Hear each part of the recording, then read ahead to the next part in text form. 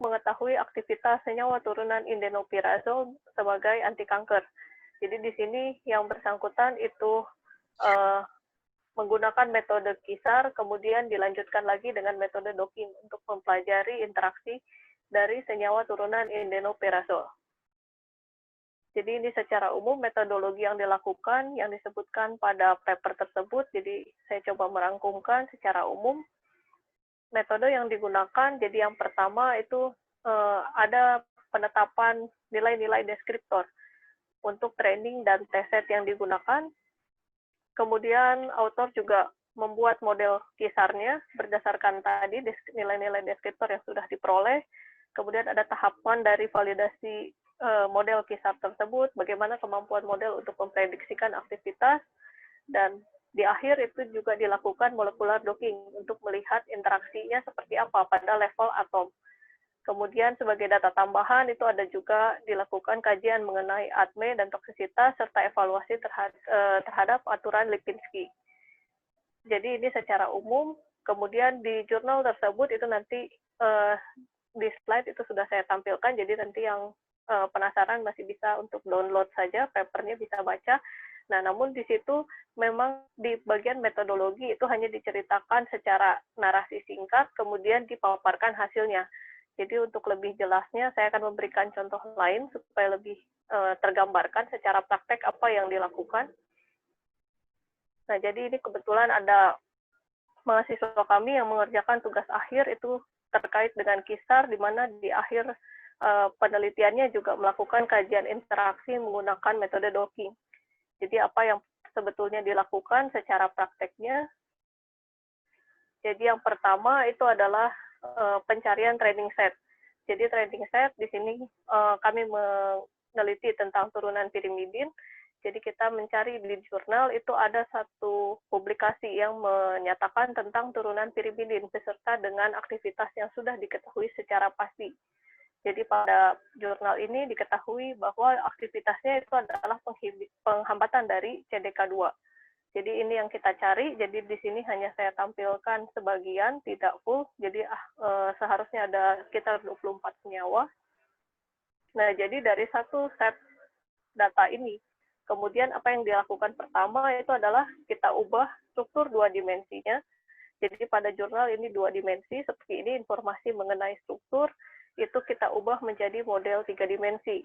Jadi kita buat model 3 dimensinya, kemudian kita lakukan optimasi geometri. Jadi optimasi geometri ini kita lakukan supaya kita bisa mendapatkan struktur yang optimum. Jadi struktur stabilnya itu seperti apa kita cari. Setelah itu kita lakukan perhitungan frekuensi untuk mendapatkan nilai-nilai dari deskriptor tadi. Jadi ini adalah contohnya. Jadi di bawah ini contoh untuk senyawa nomor 1 beserta dengan nilai-nilai deskriptor yang kami dapatkan. Jadi ini semuanya adalah bukan hasil lab basah, tapi ini adalah hasil perhitungan dari komputasi. Yang ini adalah hasil dari percobaan di lab basah. Jadi di sini yang perlu diperhatikan pada studi KISAR, data yang bisa kita pakai itu adalah data aktivitas yang nilainya diketahui secara eksak. Jadi ketika mencari di jurnal-jurnal seringkali dinyatakan data aktivitas itu dituliskan lebih besar atau lebih kecil dari suatu nilai tertentu. Nah, data yang seperti itu tidak bisa kita gunakan. Jadi hanya data-data yang memiliki nilai eksak seperti ini yang bisa kita pakai. Lalu yang berikutnya adalah kita memiliki data lengkap terkait nilai-nilai deskriptor untuk seluruh training set yang kita gunakan. Itu kita lakukan analisis statistik. Jadi untuk KISAR memang pekerjaan komputasinya itu hanya tadi di awal ketika kita mendapatkan nilai deskriptor. Setelah itu langkah berikutnya itu adalah perhitungan-perhitungan statistik. Jadi untuk perhitungan statistik yang pertama kali dilakukan itu adalah kita melakukan regresi multilinear. Jadi pada regresi ini kita harapkan kita akan mencari deskriptor mana dari sekian banyak deskriptor yang kita hitung, itu sebetulnya deskriptor apa yang paling berpengaruh terhadap aktivitas. Jadi di sini kita lakukan, biasanya muncul seperti ini, akan terdapat beberapa model, kemudian untuk masing-masing model juga akan kita ketahui kombinasi deskriptornya itu seperti apa. Nah, jadi secara umum untuk kisar sendiri itu kita masih pakai acuannya itu adalah aturan Hans, di mana aturan Hans itu melingkupi 3 parameter utama, jadi parameter tentang sterik, hidrofobik, dan elektronik. Jadi deskriptor yang kita pilih sebagai model itu harus mewakili ketiga parameter ini. Nah, jadi ini adalah contohnya. Jadi kita pilih model ketujuh, karena model ketujuh itu memiliki jumlah deskriptor yang paling sedikit, tapi masih memenuhi aturan Hans. Dan selain itu, juga harus dilihat bahwa model yang kita pilih itu harus memenuhi parameter-parameter statistik. Nah, jadi ini adalah parameter statistiknya. Beberapa parameter yang kita gunakan itu ada antara lain, ada R kuadrat, kemudian perhitungan nilai F hitung dibagi F tabel, serta untuk validasi model itu kita gunakan metode leave one out. Dan outputnya adalah nilai Q kuadrat. Jadi ini adalah hasil percobaan yang kami dapatkan. Nah, kemudian untuk mengetahui linearitas, sebetulnya kita bisa lihat hubungannya adalah bagaimana sih model itu memprediksikan aktivitas. Jadi untuk sumbu X ini adalah nilai aktivitas yang kita amati atau nilai-nilai yang kita dapatkan dari jurnal acuan ketika kita punya training set. Kemudian untuk sumbu Y itu adalah nilai aktivitas yang kita peroleh berdasarkan model kisar yang kita punya. Jadi contohnya adalah ini. Di bawah ini adalah persamaan kisar yang kita buat dari model yang tadi kita pilih. Kemudian kita hitung untuk masing-masing senyawa itu nilainya di mana. Jadi kita plotkan seperti ini. Maka hubungan ini harus menunjukkan hubungan yang linear. Ketika hubungan ini linear, artinya model kisar yang kita buat itu adalah cukup baik untuk memprediksikan aktivitas. Tapi di sini hanya prediksinya jadi secara kualitatif. Jadi bukan berarti ketika di lab basah kita dapat nilai IC50-nya misalkan 100 nanomolar, bukan berarti ketika kita punya model kisar maka di sini harus ketemu 100 nanomolar. Jadi bukan itu, tapi yang dilihat adalah hubungannya, bagaimana kita bisa memprediksikan antara deskriptor yang kita punya dengan aktivitas.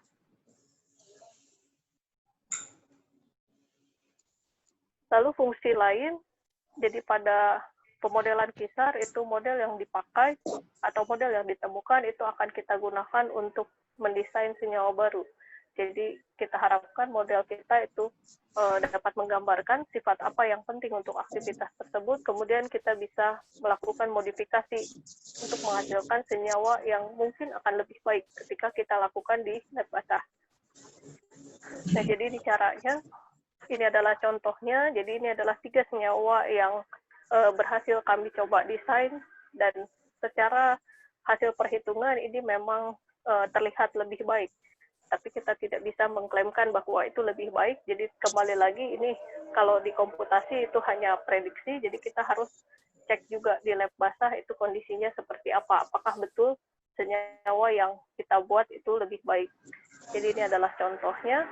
Kemudian untuk senyawa nomor 11, ini kebetulan pada training set yang kita punya, nomor 11 itu adalah senyawa yang terbaik. Jadi aktivitasnya paling baik, dan di sini kami coba bandingkan bahwa senyawa yang didesain secara perhitungan itu memang lebih baik daripada nomor 11.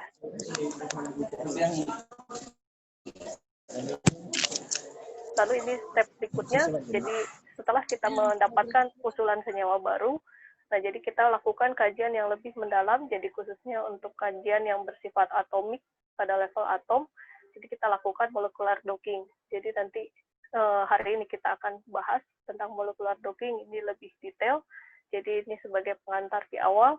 Jadi untuk molecular docking itu kita bisa cari struktur makromolekul yang sejalan dengan apa yang kita lakukan.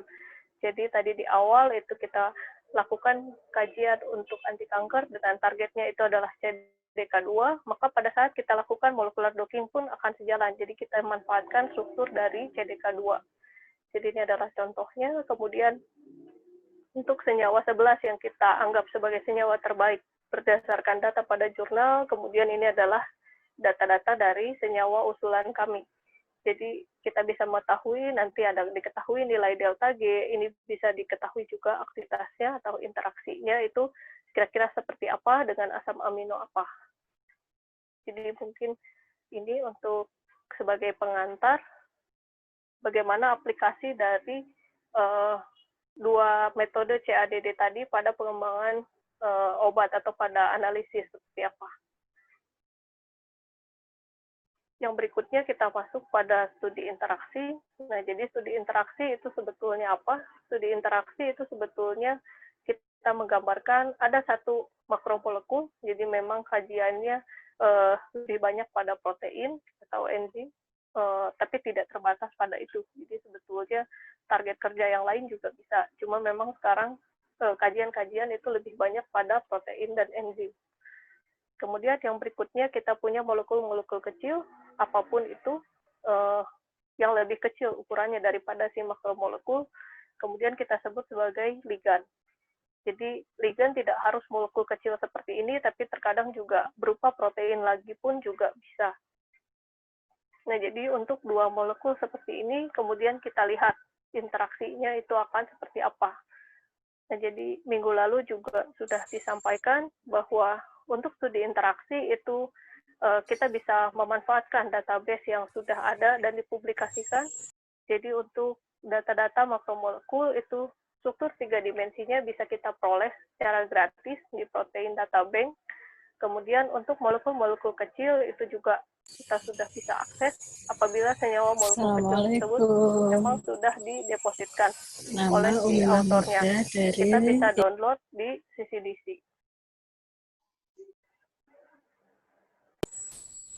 Jadi ini juga mengulang sedikit tentang apa itu molecular talking. Jadi molecular talking prinsipnya itu adalah kita mempelajari interaksi antara senyawa kecil dengan makromolekulnya, jadi misalnya protein, pada level atom. Jadi kajian-kajian yang kita lakukan pada molecular talking itu sifatnya adalah kajian berdasarkan level atom.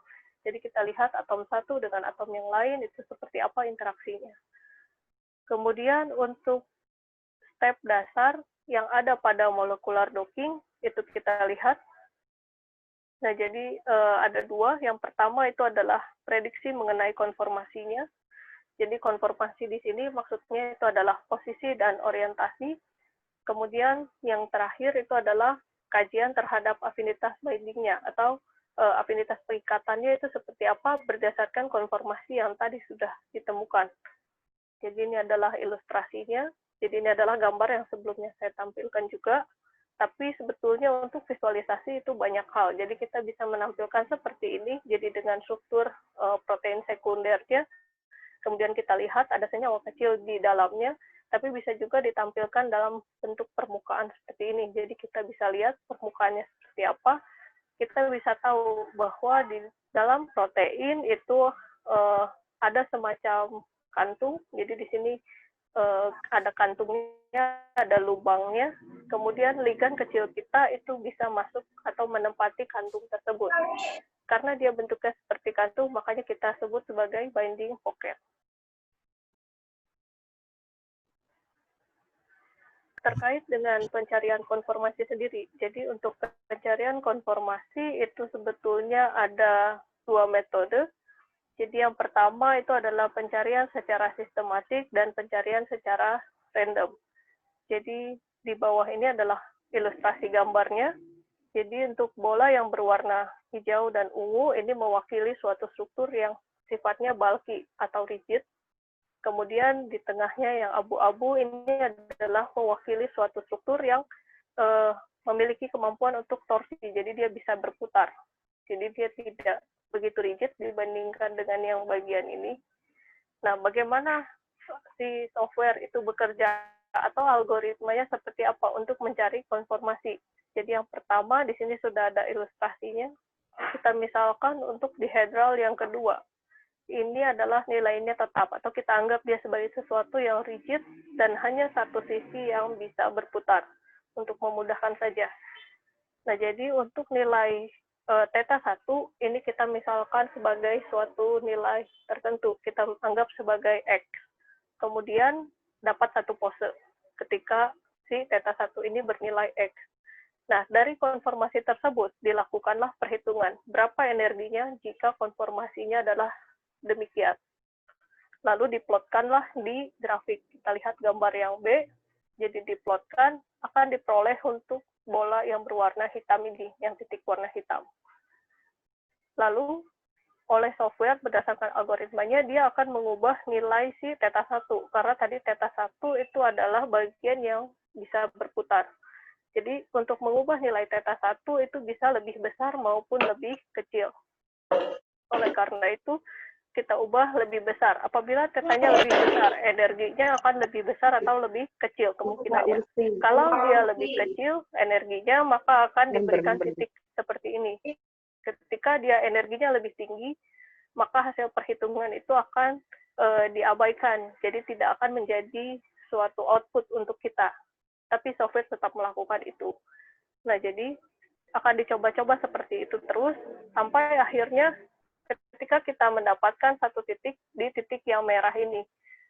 Apabila titik merah ini merupakan suatu kondisi minimum, maka ketika nilai tetanya diubah dari si titik merah ini, maka energinya selalu akan lebih tinggi. Maka pencarian konfirmasi adalah selesai. Demikian juga sebaliknya, ketika dia sampai ke arah yang seperti ini, kemudian dapat disampai di titik biru, ketika dia posisinya ada di titik biru dan diubah-ubah, maka selalu mendapatkan nilai energi yang lebih tinggi. Maka pencarian juga dianggap selesai. Demikian pula juga seperti ini. Jadi sama di semua titik. Nah, kalau yang random itu seperti apa? Jadi kalau untuk yang random, caranya adalah sama, prinsipnya sebetulnya hanya mengubah nilai theta 1, tapi tidak ada cara atau acuan yang jelas. Jadi nilai theta 1 dicari secara random, berapapun angkanya boleh dimasukkan, kemudian dievaluasi energinya. Maka titik-titiknya akan jadi berantakan seperti ini, karena kita masukkan tadi nilai tetanya random. Nah, jadi membandingkan dua metode ini dapat disimpulkan bahwa ketika kita mencari dengan random, kemudian kita minta software itu untuk membuat konfirmasi dalam jumlah yang besar, maka peluang kita untuk mendapatkan konfirmasi pada titik stabilnya, yaitu di titik-titik yang merah, itu menjadi lebih besar. Karena ketika kita mencari dengan sistematik, betapa beruntungnya kita ketika tebakan awal itu memang sudah bagus dan menuju ke arah yang merah. Jadi bisa dibayangkan ketika kita tebakan awal kita itu ada di titik yang seperti ini, maka dia akan berhenti ketika sampai di titik yang biru, dan kita mungkin tidak pernah menemukan si titik merah ini. Jadi nanti kesimpulannya bisa salah, karena di sini pun minimum, tapi di sini adalah titik untuk lokal minimum, bukan global minimum. Nah, jadi ini beberapa software yang digunakan. Jadi software docking yang ada dan beredar sekarang itu memiliki pencarian konfirmasi yang berbeda. Jadi di sini sudah dikelompokkan mana software yang menggunakan pencarian konfirmasi secara sistematik dan mana yang berdasarkan random. Jadi kita bisa lihat. Nah, jadi hal ini juga yang mendasari apabila kita punya lebih dari satu senyawa untuk kita evaluasi, lalu kita bandingkan hasil dockingnya, maka kita tidak boleh membandingkan hasil docking dari dua software yang berbeda. Sekalipun misalkan kita bandingkan, saya punya di Autodock dan Gold. Keduanya sama-sama pencariannya random.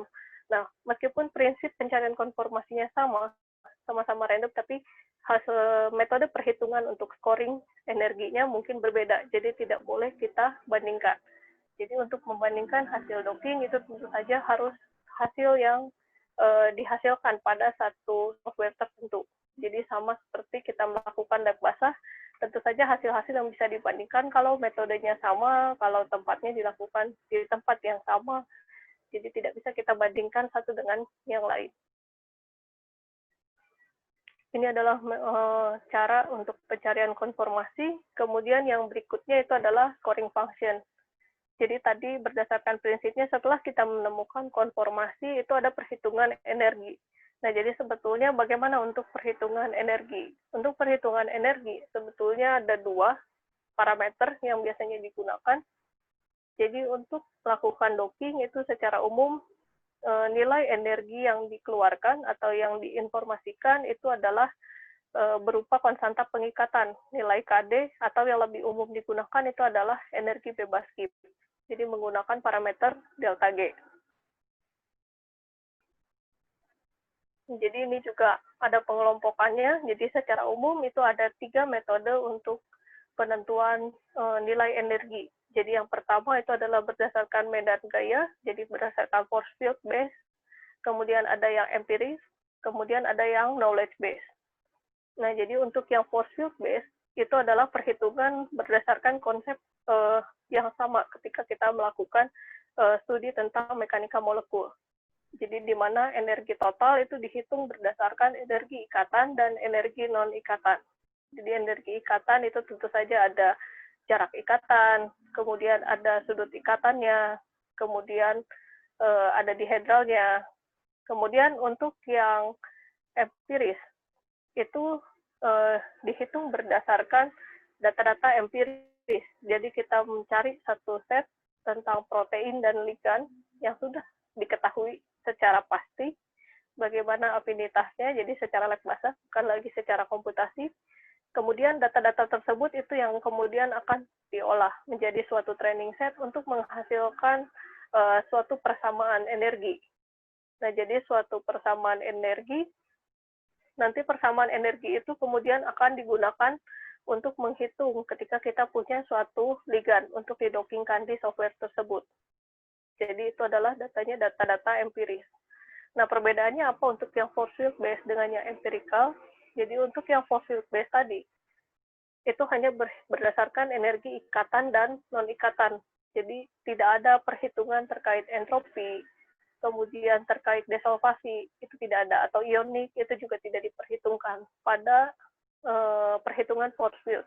Sedangkan pada data-data empiris, kelebihannya adalah dia sudah memperhitungkan faktor-faktor tersebut, seperti entropi, ataupun misalkan ionik, ya walaupun perhitungannya sebetulnya juga masih berdasarkan empiris, data empiris yang ada kemudian dibuat general. Jadi itu adalah perbedaannya, tapi secara umum untuk yang empiris itu hasil penelitian menunjukkan datanya sedikit lebih akurat dibandingkan dengan yang force field base. Kemudian yang terakhir ini adalah knowledge base. Jadi untuk yang knowledge base ini adalah data perhitungan yang paling rumit di antara ketiga metode ini, di mana knowledge base ini lebih detail lagi. Jadi untuk membuatnya sebetulnya mirip dengan yang empiris, jadi menggunakan data-data pada kompleks protein dan ligan yang sudah ada, tapi perbedaannya tidak hanya sekedar mengambil kompleks apa yang ada, berapa nilai binding affinity-nya. Jadi tidak seperti itu, tapi diperhatikan lebih detail bagaimana energinya, pasangan interaksinya itu dilihat. Atom apa dengan atom apa yang bereaksi, jenis ikatannya seperti apa, kemudian energi potensialnya berapa. Jadi pasangan-pasangan nilai energi potensial yang dihasilkan itu kemudian yang dipakai untuk menyusun suatu fungsi. Jadi fungsi itu mungkin kalau dicari itu nanti akan menemukan istilah pseudopotensial. Jadi pseudopotensial itu adalah suatu persamaan umum yang diperoleh dari tadi perhitungan energi potensial yang berpasangan itu dari satu atom dengan atom yang lain. Jadi ini yang dipakai untuk kemudian menghitung ligan uji kita. Nah, secara umum tadi sudah diketahui bahwa untuk pencarian konformasi itu ada 2 metode yang berbeda, kemudian dari scoring function pun ada 3 yang berbeda. Nah, jadi dari seluruh perbedaan ini tentu saja masing-masing punya kelebihan dan kekurangan, namun secara umum seluruhnya meskipun metode itu ada yang dianggap lebih baik atau lebih akurat, sampai saat ini itu semua docking itu hanya mampu untuk memprediksikan konformasi. Jadi itu yang sudah diketahui keberhasilannya. Jadi untuk memprediksikan konformasi itu sudah baik. Jadi kita bisa melakukan ini untuk mengetahui di dunia nyatanya seperti apa. Atom itu posenya seperti apa, konformasinya bagaimana, orientasinya seperti apa, itu kita sudah bisa prediksikan. Tapi untuk memproduksi atau kita analisis lebih dalam terkait seperti energi interaksi, itu masih belum. Jadi ini hanya sebatas data kualitatif, hanya konformasi yang bisa kita prediksikan secara baik, atau interaksinya kurang lebih dia akan berinteraksi dengan atom yang mana, dengan jenis interaksi seperti apa, itu bisa. Tapi untuk data lebih detailnya itu tidak bisa, makanya perlu diperhatikan penelitian yang seperti ini tentu saja masih sangat jauh. Kita tidak boleh menggunakan data-data docking ini untuk mengklaimkan suatu aktivitas, karena ini hanya konfirmasi yang sudah terbukti bahwa betul. Kemudian terkait dengan mekanisme pengikatannya. Jadi bagaimana si software itu bisa memprediksikan ini cocok atau tidak. Jadi ada dua konsep yang dipakai untuk mencari konfirmasi itu sendiri. Jadi yang pertama itu adalah teori lock and key. Jadi seperti ketika kita belajar tentang enzim, teori ini juga sama dipakai di awal. Jadi saat terkenal. Jadi kalau kita misalkan ini adalah suatu kalau ini adalah suatu makromolekul kita yang punya suatu bentuk tertentu, lakukan seperti ini. Kemudian ini adalah suatu molekul kecilnya. Jadi molekul kecilnya ini harus memiliki bentuk yang betul-betul sama, baru dia akan masuk. Jadi seperti kunci dan gembok. Jadi ini adalah metode yang pertama. Kemudian metode yang kedua, atau yang sekarang banyak berkembang, itu sebetulnya adalah metode induced fit. Jadi pada metode induced fit ini bentuknya tidak harus persis sama, jadi bisa terlihat untuk makromolekul itu bentuknya tidak betul-betul sama dengan si substratnya atau dengan molekul kecilnya, tapi si makromolekul ini memiliki kemampuan, tentu saja kemampuannya terbatas, tapi dia punya kemampuan untuk menyesuaikan. Jadi di akhir pun si kompleks ini akan tetap terjadi. Nah, jadi ini juga menjadi dasar bagaimana kita bisa menentukan suatu ligan itu berikatan dengan si reseptornya. Nah, berdasarkan kedua metode ini, kemudian dikembangkanlah metode docking. Jadi metode docking itu ada 3. Yang pertama itu adalah metode docking di mana ligan dan reseptor itu sama-sama dibuat rigid. Jadi ini adalah metode yang menggunakan konsep yang pertama, teori lock and key yang tadi. Nah, jadi untuk pencarian metode ini, sebetulnya ilustrasi yang gampang adalah ketika kita main puzzle. Jadi kalau kita main puzzle itu betul-betul bentuknya harus cocok, baru kita bisa memasangkan itu. Nah, jadi pencariannya tentu saja terbatas, karena dia sama-sama rigid.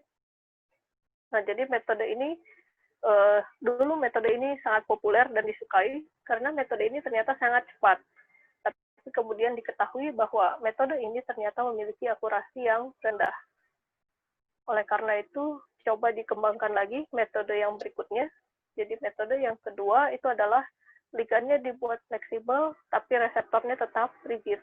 Nah, jadi ligan dibuat fleksibel, di sini maksudnya adalah terbatas pada torsi.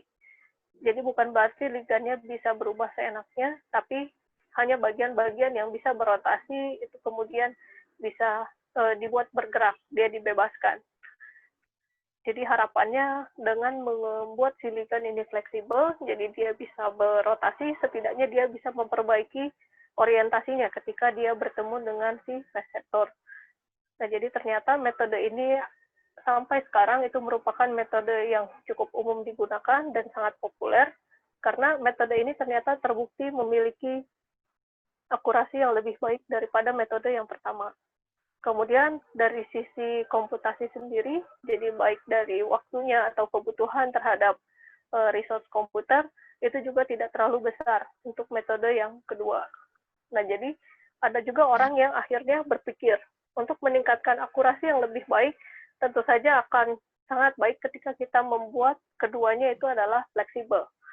Jadi kita terapkanlah prinsip dari induced fit tadi, bahwa reseptor itu punya kemampuan untuk berubah, untuk menyesuaikan diri dengan si ligannya. Nah, jadi dikembangkan metode yang ketiga ini, di mana keduanya fleksibel, tapi untuk metode yang ketiga ini sangat disayangkan sekali, karena ternyata walaupun akurasinya itu baik, tapi dari sisi waktu pekerjaan itu menjadi sangat lama, dan juga membutuhkan riset komputer yang lebih tinggi dibandingkan metode yang kedua.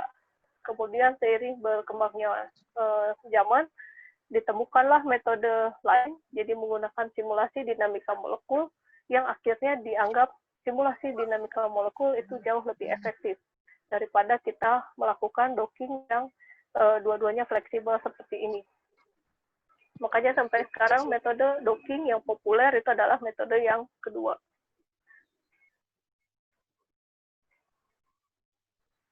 Yang berikutnya ini adalah masuk kepada software docking. Jadi minggu lalu juga sudah disampaikan beberapa metode software untuk docking, itu sangat banyak.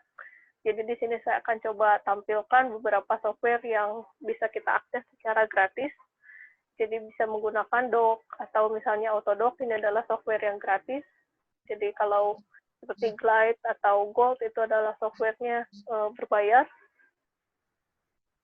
Kemudian untuk analisisnya pun sebetulnya ada software-software yang gratis yang bisa kita pakai. Jadi untuk mengerjakan simulasi docking ini juga bisa kita lakukan. Jadi karena ada software-software yang gratis yang masih bisa kita akses.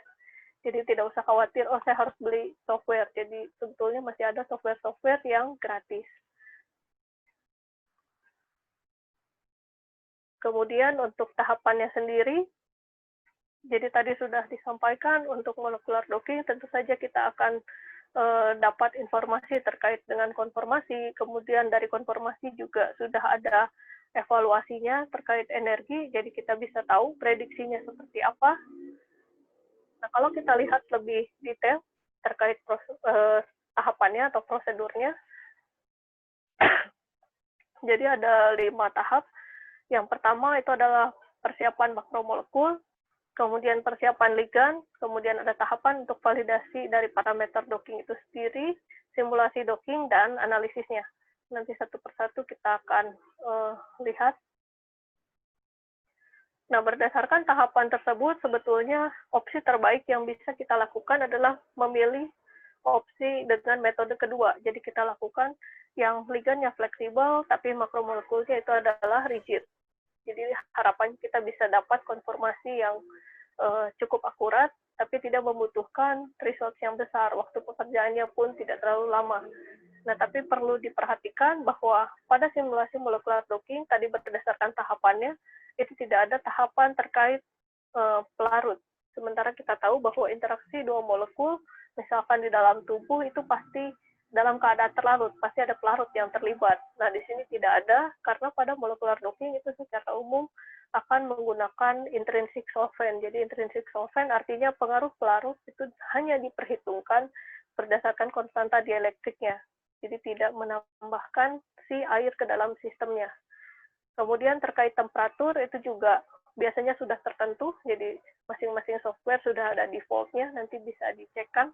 Untuk software yang kita gunakan itu berapa suhu yang digunakan. Jadi misalkan kalau pada Autodock itu dia default-nya adalah 25 derajat Celcius. Jadi tentu saja itu akan menyebabkan kemungkinan perbedaan antara yang terjadi di dalam simulasi kita dibandingkan dengan yang ada di dalam tubuh. Kemudian terkait studi interaksi, karena masih ada beberapa kelemahan terkait docking tadi, jadi sekarang sudah mulai berkembang juga simulasi yang lain. Jadi setelah melakukan molecular docking, untuk konfirmasi atau studi lebih lanjut, itu digunakanlah simulasi dinamika molekul. Jadi secara umum sama, jadi informasi yang diperoleh itu adalah terkait dengan konformasi, tapi bedanya pada simulasi dinamika molekul, kita akan dapat informasi tentang stabilitasnya. Dan diharapkan di akhir simulasi itu kita bisa dapat konformasi yang stabil. Kalau docking kan tadi hanya satu pencariannya sesuai di grafik tadi yang ada titik hitam, biru, merah. Jadi kita hanya akan mendapatkan satu pose. Tapi kalau pada simulasi dinamika molekul nanti kita bisa lihat apakah betul pose pada titik-titik seperti itu adalah yang stabilnya. Jadi tentu saja karena ada konformasinya kita bisa lakukan evaluasi si energinya. Kemudian kalau kita lihat dari tahapan MD itu sendiri, jadi tahapannya lebih banyak dibandingkan dengan simulasi docking. Jadi yang pertama itu pasti ada persiapan baik makromolekul maupun ligan. Nah, tapi dua hal ini sebetulnya kita bisa ambil konformasinya langsung dari hasil docking. Ketika kita sudah melakukan docking sebelumnya, nah kemudian di tahapan yang berbeda, yang membedakan docking dengan MD itu adalah yang ketiga ini. Jadi penyiapan sistem. Pada saat kita melakukan simulasi dinamika molekul, ketika kita sudah punya makromolekul dan ligan, itu ada tahap pembuatan parameter. Jadi kita harus lakukan parameterisasi supaya apa yang kita masukkan itu akan dibaca oleh si software. Nah, jadi parameterisasi kita definisikan seperti apa molekul yang kita punya. Kemudian pembuatan kompleksnya, jadi kita gabungkan si makromolekul dan ligan. Kemudian ada tahap solvasi. Jadi setelah kita punya kompleks makromolekul dan ligan yang ini adalah seperti yang sama dengan yang kita punya pada hasil docking, tahap berikutnya adalah kita tambahkan pelarutnya. Jadi misalkan kita akan membuat simulasi di dalam tubuh, jadi kita bisa solvasi dengan air, kita berikan air di sekeliling kompleks kita. Kemudian berikutnya itu adalah tahap netralisasi. Jadi kita juga bisa menambahkan ion-ion ke dalamnya. Jadi memang yang paling banyak digunakan adalah NaCl untuk mewakili ion-ion yang ada di dalam tubuh. Nah, itu adalah menjadi satu sistem yang kita punya. Jadi sekarang pada MD, sistem kita itu adalah udah suatu sistem yang lengkap. Kita punya makromolekulnya, kita punya ligannya, ada airnya, ada ion-ionnya. Jadi lebih menggambarkan kondisi di dalam tubuh dibandingkan ketika kita molekular docking. Jadi kalau tadi docking hanya makromolekul ligan, pengaruh airnya itu tidak ditambahkan secara langsung. Nah, jadi ada tahapnya minimisasi. Jadi setelah sistem kita buat tadi satu persatu kita tambahkan, tentu harus kita minimisasi dulu. Kita akan buat sistem itu menjadi stabil. Kemudian ada tahap pemanasan. Jadi tahap pemanasan ini kita bisa atur suhunya ingin di suhu berapa. Kalau kita ingin simulasikan itu sistem kita di dalam tubuh, maka bisa kita atur suhunya di 37 derajat Celcius. Atau kalau ingin melihat studinya itu adalah digunakan untuk apakah suatu protein itu stabil terhadap panas atau tidak. Jadi kita bisa setting suhunya di atas 37 pun bisa. Jadi pemanasannya sampai suhu berapa ini tergantung apa yang kita butuhkan. Kalau tadi docking tidak bisa, biasanya sudah default dari si software-nya. Kemudian ada ekilibrasi, kemudian production run. Jadi production run ini adalah tahap simulasi MD-nya. Jadi kalau misalkan dibilang di jurnal itu adalah simulasi dilakukan selama sekian nanosecond, nah itu adalah tahap hanya nomor 7 saja. Jadi yang 1 sampai 6-nya itu tidak diceritakan di kalimat itu. Jadi sekarang itu yang umum itu adalah simulasinya dilakukan mungkin sekitar 100 nanosecond. Nah jadi yang dibilang 100 nanosecond itu hanya tahap nomor 7. Nah, kemudian yang terakhir itu adalah analisis dari trajektori. Jadi karena kita melakukan di sini adalah perhitungan waktu, maka di akhir yang kita punya itu adalah suatu trajektori. Kita punya banyak konformasi di setiap waktunya. Jadi analisisnya ada banyak, ini secara umum kita bisa lakukan analisis terkait RMSD, RMSF, kemudian perhitungan energinya, kemudian analisis masing-masing konformasinya di waktu tertentu, kita ingin lihat di waktu keberapa.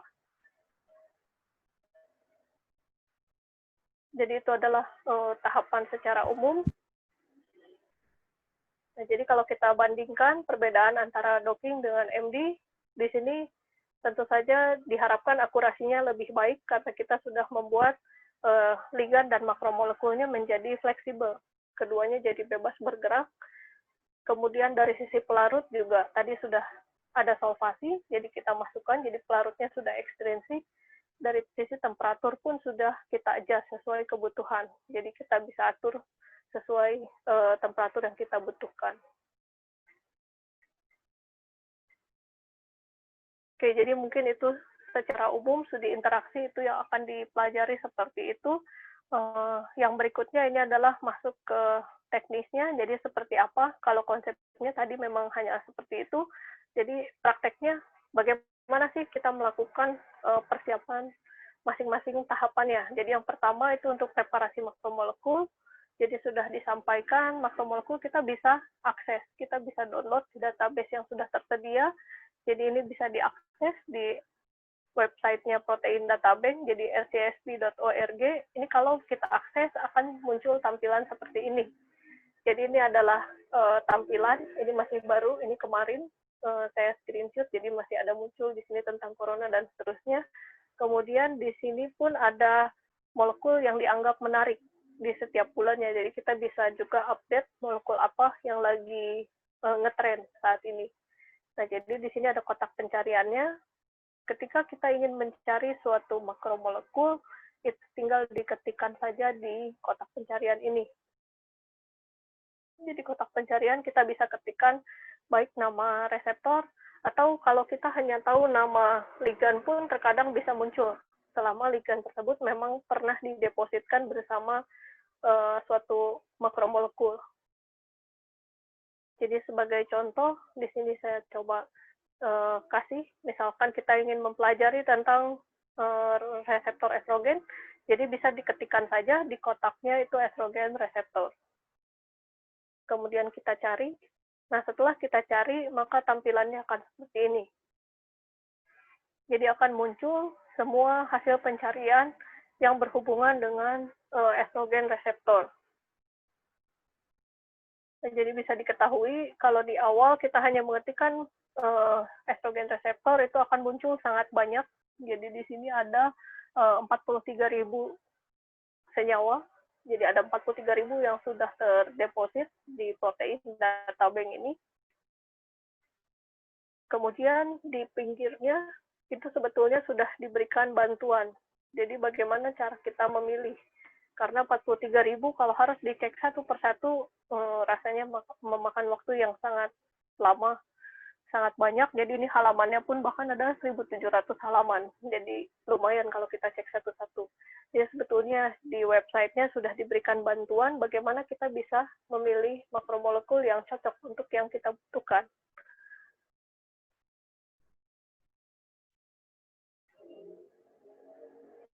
Jadi ini yang pertama, ada beberapa hal yang bisa kita perhatikan ketika kita memilih file dari makromolekul. Yang pertama itu adalah dari organismenya.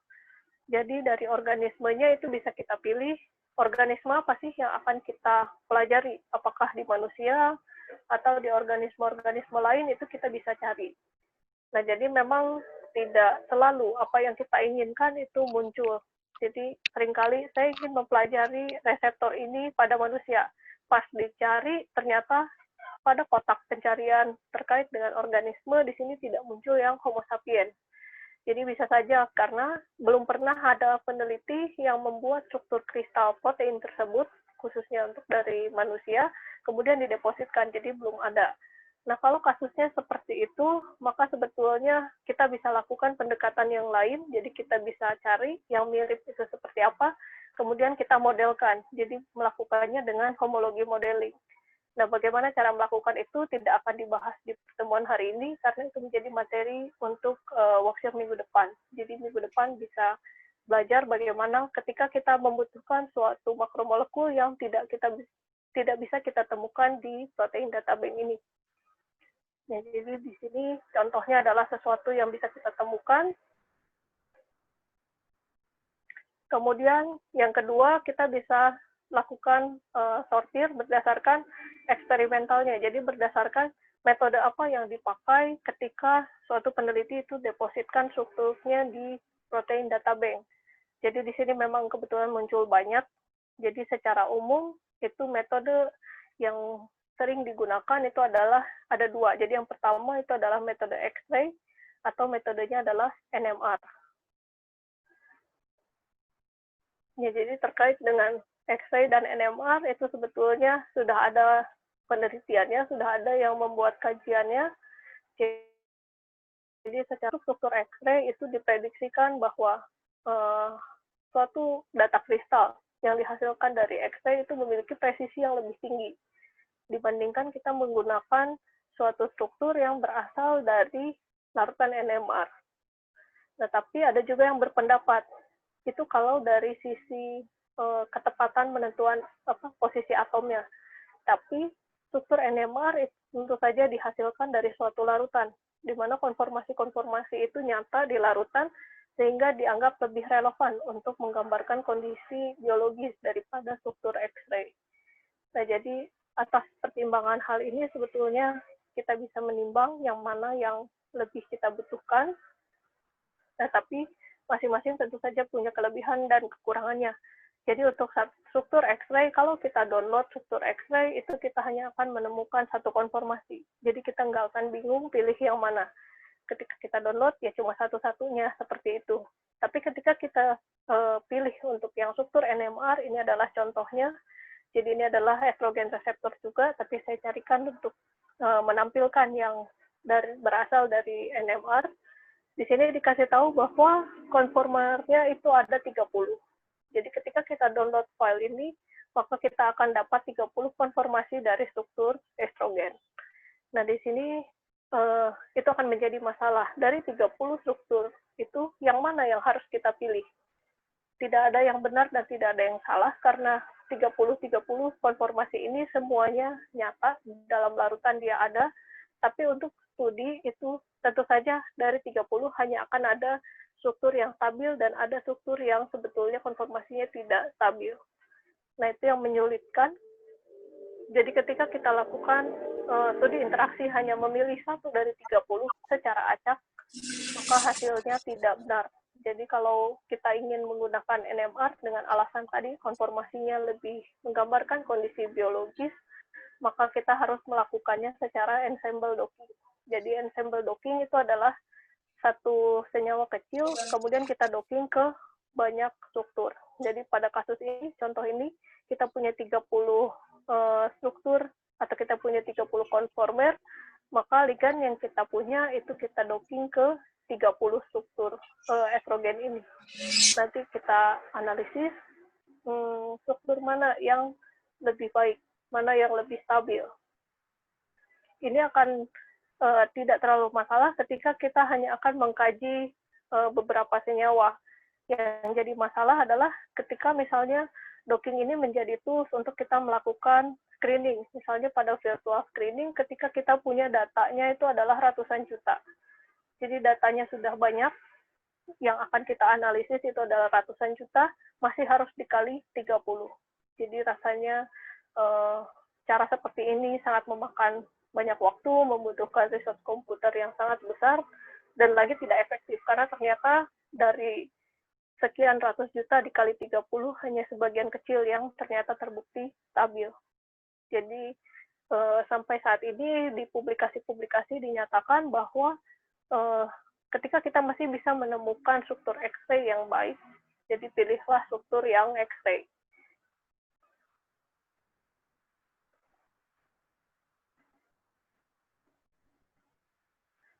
Nah, kemudian metode yang berikutnya itu kita bisa filter berdasarkan resolusinya. Jadi misalkan tadi kita sudah punya strukturnya, kita sudah pilih, kita akan pilih dari yang X-ray saja. Nah, untuk estrogen ini karena sudah diteliti sejak lama, jadi tentu saja struktur kristalnya juga banyak yang sudah didepositkan. Resolusinya juga bermacam-macam, mulai dari 0,5 sampai lebih dari 4,5 pun ada. Jadi tidak selalu muncul seperti ini, jadi tergantung pada makromolekul apa yang kita cari. Kalau misalkan ada seperti ini, yang bisa kita pilih adalah cari yang resolusi tinggi. Resolusi yang tinggi itu artinya angkanya jadi lebih kecil. Jadi misalkan kita pilih yang di bawah 2 angstrom. Jadi biasanya memang tidak ada aturannya harus berapa yang bagus. Jadi semakin tinggi resolusinya tentu saja kualitasnya akan semakin baik. Tapi secara umum ketika kita punya struktur X-ray yang resolusinya di atas 2 angstrom, itu biasanya akan ada banyak atom-atom yang hilang. Apakah asam aminonya mungkin lengkap, tapi atom pada asam aminonya hilang. Atau bahkan asam aminonya pun menjadi tidak lengkap pada suatu rangkaian protein. Jadi itu pertimbangannya kenapa kita harus memilih yang resolusinya tinggi. Kemudian yang berikutnya, kita juga bisa memilih berdasarkan tahun. Jadi, tahun kapan sih file tersebut didepositkan dan dipublikasikan di website Protein Data Bank.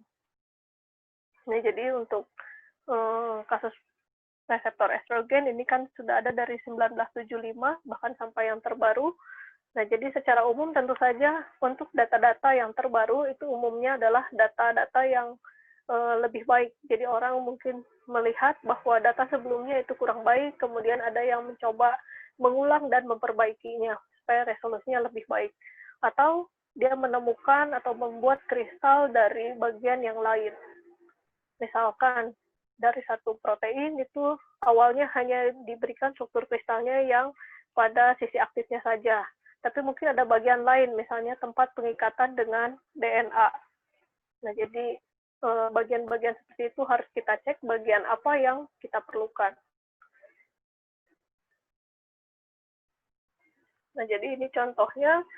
Kemudian hal yang lain lagi, jadi mungkin juga minggu lalu sudah ada yang bertanya terkait dengan protein yang mengalami mutasi, itu seperti apa. Nah, jadi itu juga hal yang perlu kita perhatikan. Setelah kita memilih satu struktur, itu harus kita cek apakah protein tersebut atau struktur file tersebut itu adalah merupakan protein yang termutasi atau tidak. Jadi kalau memang si struktur filenya itu adalah termutasi, maka akan diinformasikan seperti ini, diinformasikan bahwa terdapat 3 mutasi pada file ini. Nah, jadi ini di bawahnya ada informasinya, ada 3 mutasi itu di posisi yang mana saja. Bagian yang titik, ini adalah titik mutasinya, kita bisa lihat dia ada di asam amino nomor berapa. Jadi kalau memang kita ingin melakukan studi interaksi pada protein termutasi, itu tinggal dicari saja proteinnya yang mengalami mutasi. Kalau kita ingin studi pada protein yang tidak termutasi, maka jangan pilih struktur yang ada mutasinya.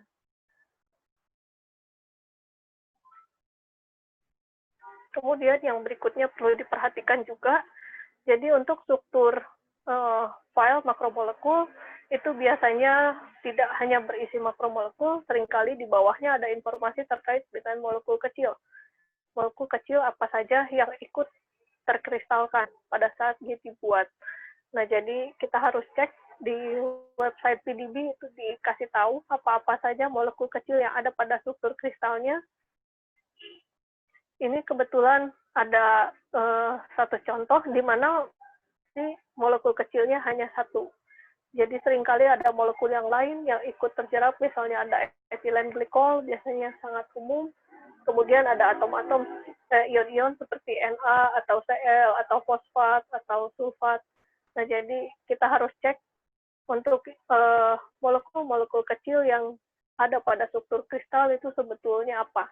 Apakah dia ligan atau dia kofaktor, atau sebetulnya dia adalah residu yang ikut terkristalkan. Jadi pada saat orang ini membuat single kristal, kemudian si residu misalnya propilen glikol itu tidak betul-betul hilang dari si sistemnya.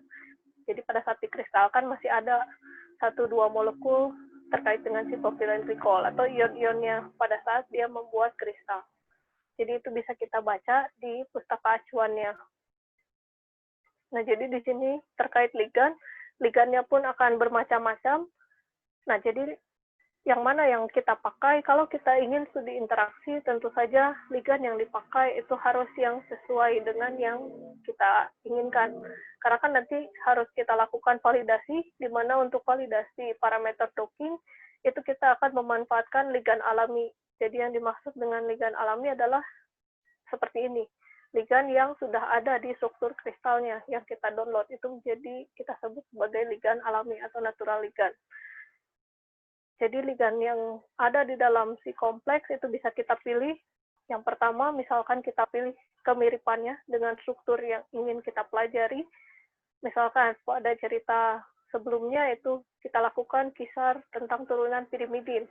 Maka kita bisa mencari, kalau saya ingin memprediksikan struktur pirimidin itu nanti posenya seperti apa ketika dia berinteraksi dengan reseptor estrogen. Maka carilah ligan yang punya struktur mirip. Jadi kita bisa cari ligannya ini, cari yang turunan pirimidin. Atau kita ingin lihat, saya ingin melihat aktivitasnya, karena misalkan ini contohnya tamoxifen, jadi tamoxifen itu sudah diketahui, bahkan dia adalah obat yang sudah dipakai secara klinis, dan terbukti dia bersifat antagonis terhadap si estrogen. Jadi kita bisa bandingkan, oh kalau antagonis dia posisinya ada di mana pada estrogen. Kemudian dia menyebabkan perubahan makromolekulnya seperti apa. Nah, jadi itu juga penting. Kalau dia adalah suatu ligan yang sudah diketahui data-datanya secara pasti, minimal ada data-data pengujian in vitro, maka di bawahnya akan diinformasikan datanya terkait IC50 atau KI, itu pasti ada datanya. Data-data eksperimental ini yang kemudian kita bisa akses juga. untuk menyatakan nilai KI sekian atau IC50 sekian itu dari mana.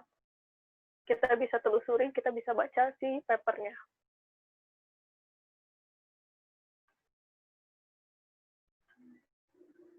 Kemudian yang berikutnya itu adalah preparasi ligand. Jadi untuk preparasi ligand secara umum ada dua metode. Yang pertama adalah seperti pada persiapan kisar tadi. Jadi kalau kita punya strukturnya, kita tahu informasi 2 dimensi, tinggal kita ubah ke bentuk 3 dimensi, kita modelkan, lakukanlah optimasi geometri. Kalau kita hanya butuh untuk ligand untuk docking, maka kita tidak usah melakukan perhitungan frekuensi, karena kita tidak perlu nilai si deskriptornya. Tapi kita butuh si ligandnya, konformasi ligandnya. Jadi ini adalah cara yang pertama. Kemudian cara yang kedua adalah kita bisa download dari database apabila si struktur tersebut yang ingin kita pelajari itu kebetulan sudah terdeposit. Jadi di CCDC, jadi untuk CCDC ini juga database-nya gratis, jadi kita bisa akses. Ketika dibuka itu akan ada tampilan seperti ini. Kita bisa cari. Yang paling mudah adalah kita masukkan nama senyawanya. Seandainya kita sudah tahu nama senyawanya apa. Atau kalau kita baca jurnal, kemudian di akhir kita lihat, oh ternyata author dari jurnal yang kita baca itu sudah mendepositkan si file ligandnya di CCDC, maka dia akan dapat nomornya. Itu kita bisa masukkan nomornya di sini. Identifier, pasti ada nomor serinya, kita bisa cari. Atau nama jurnalnya yang kita masukkan, itu juga bisa. Jadi di sini saya contohkan, yang paling mudah itu adalah kita masukkan nama senyawanya. Jadi ini adalah contohnya, misalkan kita ingin mempelajari tentang quercetin, jadi tinggal diketikkan, tadi compound name-nya tinggal ditulis quercetin, kemudian kita cari, jadi mirip seperti di RCSB tadi, akan muncul beberapa opsi, nanti bisa kita klik, kemudian kita lihat, ini contohnya satu, jadi untuk quercetin, apakah betul itu senyawa yang kita cari atau kita inginkan, kita bisa lihat di sini akan ada tampilan 2 dimensinya seperti apa, kemudian ini adalah tampilan 3 dimensinya, jadi kalau nanti akses ke sini, ini bisa diputar-putar gambarnya. Kemudian di sini ada datanya, nama quercetinnya. Nah, di sini ada tombol download. Jadi kita bisa download di sini, ketika kita klik download, maka akan muncul tampilan seperti ini. Jadi akan muncul dialog box seperti ini. Kita bisa download filenya, nanti akan extension-nya itu adalah CHIF. Jadi kristal, struktur kristalnya bisa kita download yang deposit CHIF ini. Atau kalau kita ingin mendownload si struktur kristalnya beserta dengan informasi terkait data-data kristalnya, kita bisa akses yang lengkapnya. Nah, jadi walaupun dia gratis, ini sebetulnya terbatas untuk kalangan akademik, jadi kita diminta untuk mengisi nama, email, dan institusi. Setelah itu kita bisa download gratis.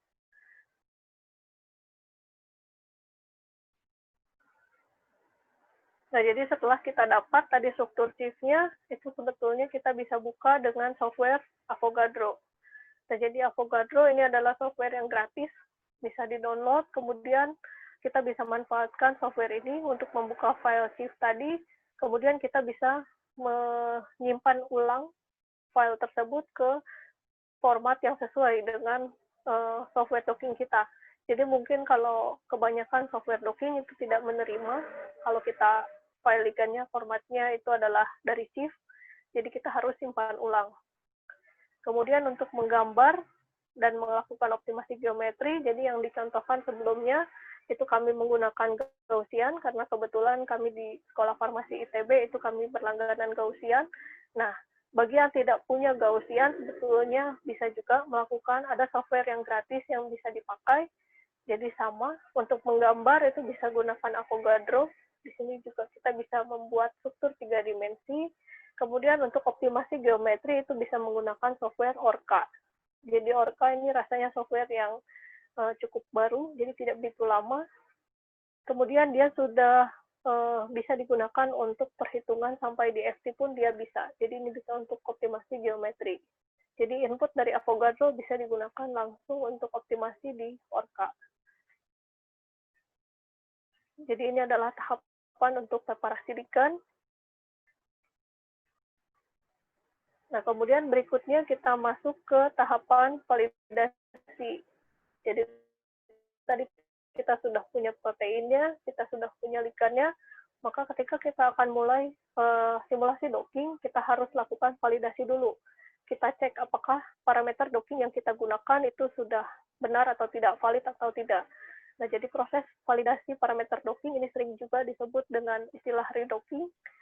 Jadi, kenapa disebut redocking? Karena memang proses yang kita lakukan itu adalah docking kembali. Jadi, tadi kan kita download, misalkan dari protein data bank itu adalah ada proteinnya, kemudian dia terkompleks dengan si ligan alami. Nah, nanti ligan alaminya itu kita pisahkan, seolah-olah dia adalah ligan uji, kemudian kita dockingkan kembali. Nanti kita cek apakah parameter docking yang kita atur itu kita bisa mengembalikan posisi si ligan alami tersebut ke asalnya. Jadi nanti kita lihat, kita bandingkan bagaimana perbedaan pose antara si struktur hasil docking, kemudian dibandingkan dengan hasil kristalnya yang di awal. Jadi persyaratannya adalah untuk menyatakan suatu parameter docking itu valid adalah RMSD-nya kurang dari 2 angstrom.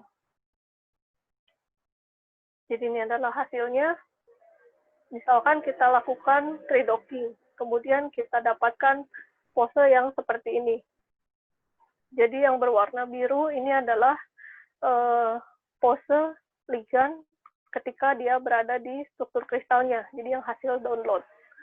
Kemudian yang merah itu adalah hasil docking kita. Kita sudah docking, kita lakukan pengaturan parameter-parameternya, kemudian hasil dockingnya seperti ini. Misalkan kita dapat yang di kiri dengan yang di kanan. Nah, jadi ada dua kemungkinan bagaimana menilainya. Tentu saja secara visual pun dapat terlihat bahwa yang kanan ini jauh lebih baik dibandingkan yang kiri. Karena hasil docking kita itu sangat mirip dengan si aslinya. Kalau yang seperti ini, yang di sebelah kiri, ini terbalik orientasinya. Jadi ini adalah bagian yang fleksibel, dia bisa berputar, dan kebetulan hasil dockingnya menunjukkan orientasi yang salah. Jadi ini harusnya menghadap ke atas. Nah, jadi ini adalah secara visual, tapi sebetulnya dari software pun sudah dihitungkan kuantitatifnya. Jadi diketahui bahwa yang ke sebelah kanan itu RMSD-nya ternyata 1,9 dan yang sebelah kiri itu 3,65. Jadi silahkan dicek lagi parameter dockingnya. Ketika kita dapat hasil yang seperti yang sebelah kiri, maka hasilnya itu adalah tidak valid. Jadi ada yang salah dengan parameter docking kita.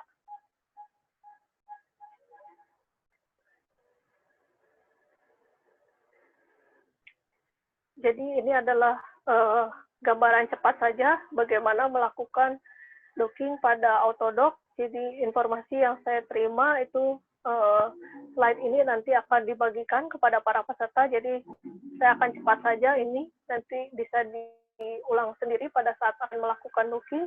Sebetulnya ini pun ada di manualnya Autodock. Jadi prinsipnya adalah kita harus memasukkan si makromolekul di sini, nanti tampilannya seperti ini. Kemudian kita juga harus menambahkan hidrogen.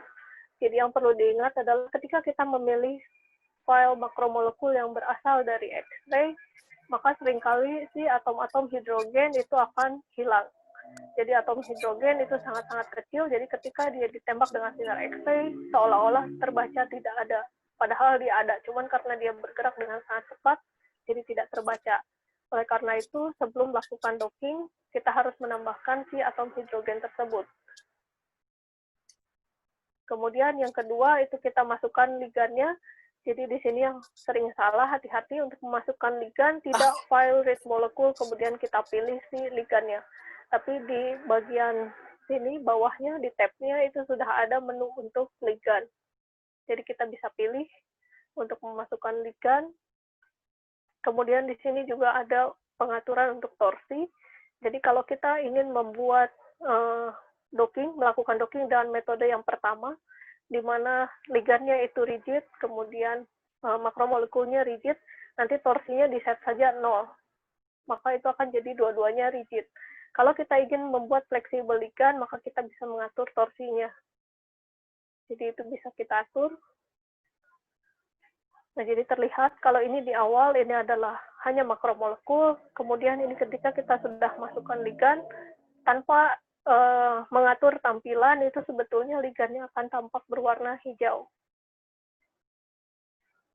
Kemudian yang berikutnya, pada saat kita mengatur parameter docking, itu ada di pengaturannya di grid, pada menu grid di sini sebelahnya. Jadi kita bisa atur makromolekulnya yang mana, ligannya itu yang mana. Kemudian yang berikutnya itu ada pengaturan grid box. Nah, jadi untuk pengaturan grid box sendiri, sebetulnya grid box ini apa? Jadi grid box itu adalah tempat atau posisi di mana kita akan lakukan docking.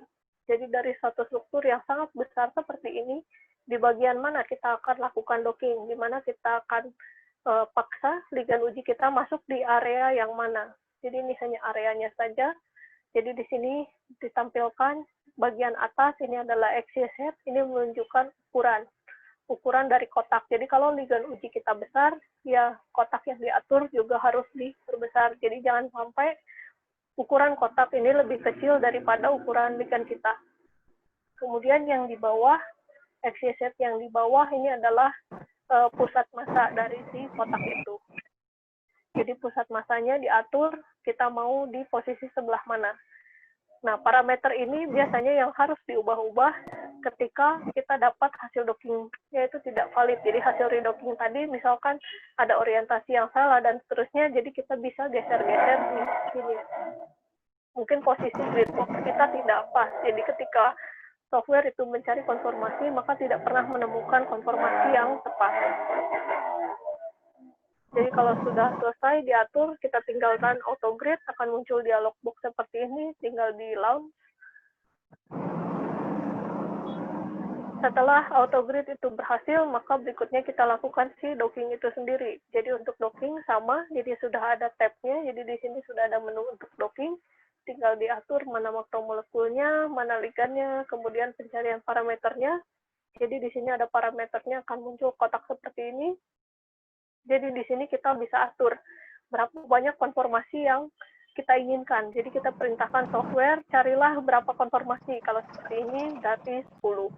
Kalau kita ingin 100, ya tinggal diketik 100, nanti software akan membuatkan 100 jenis konformasi.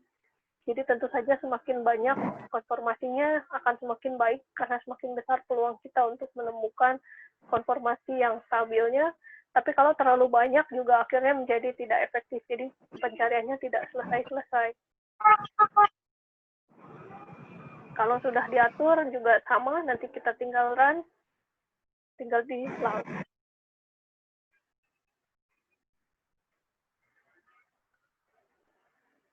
Nah, ini adalah hasil validasi. Jadi ini contohnya.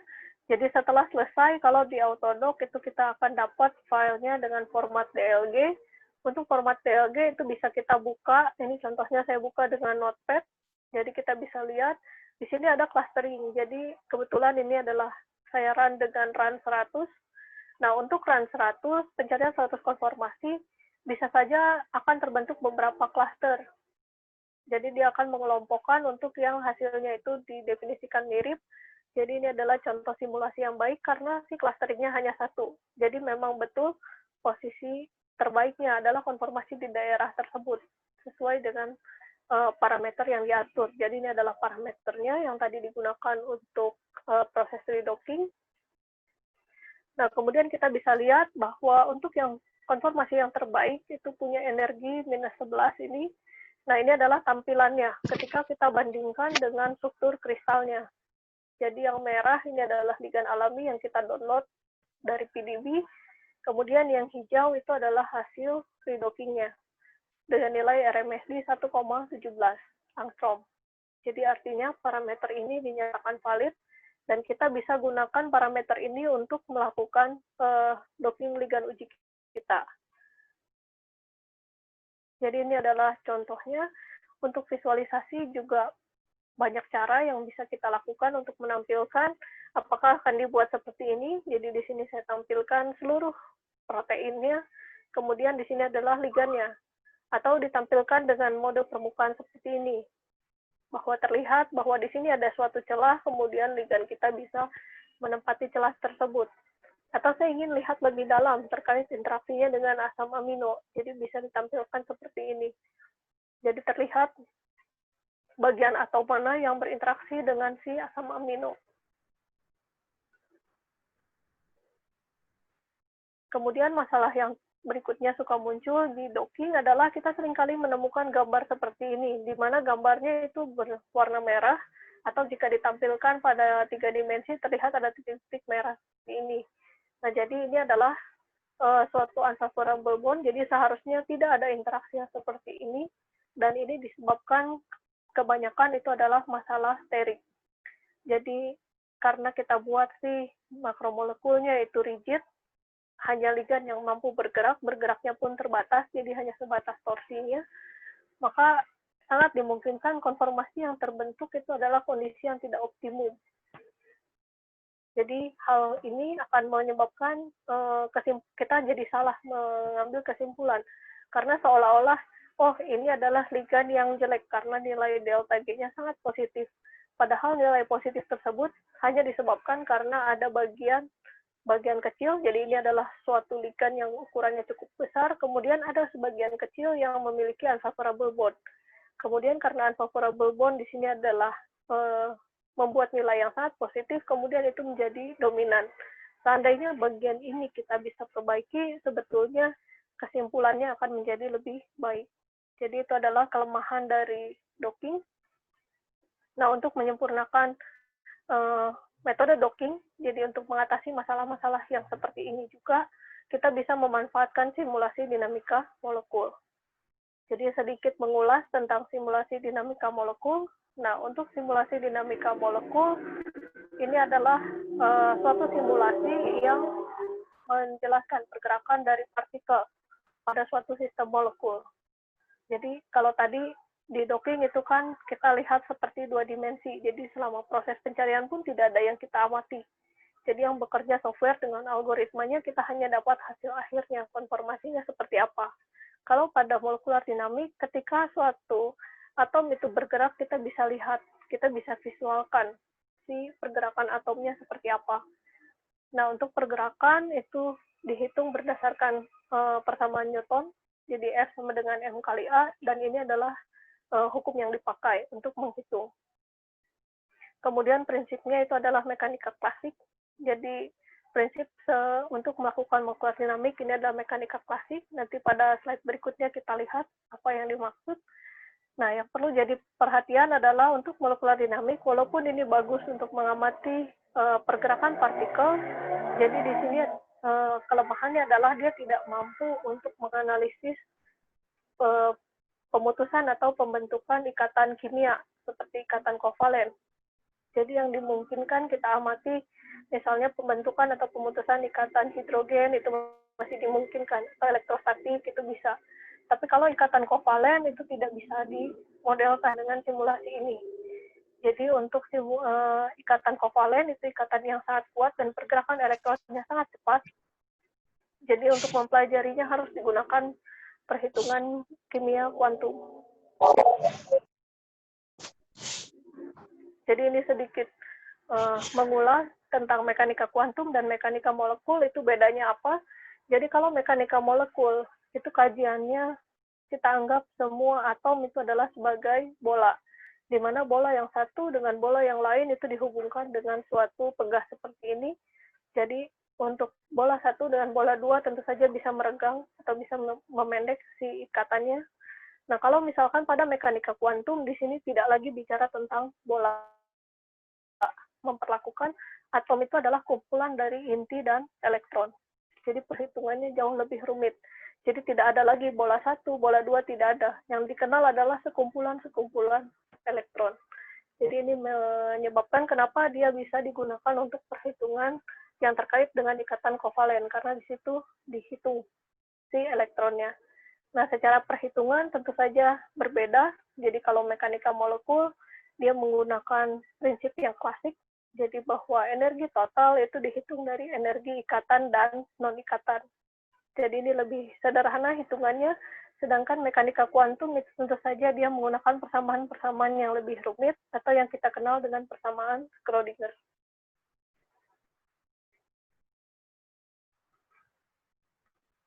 Kemudian ini gambaran sedikit terkait posisi bagaimana mekanika molekul dan mekanika kuantum.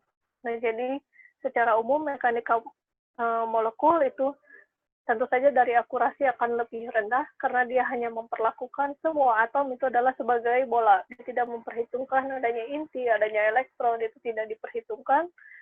Tapi keuntungannya karena dia memperlakukan semua atom itu adalah sebagai bola, maka dia bisa mengkaji sampai lebih dari 1000 atom dalam waktu yang tidak begitu lama dibandingkan ketika kita menggunakan mekanika kuantum.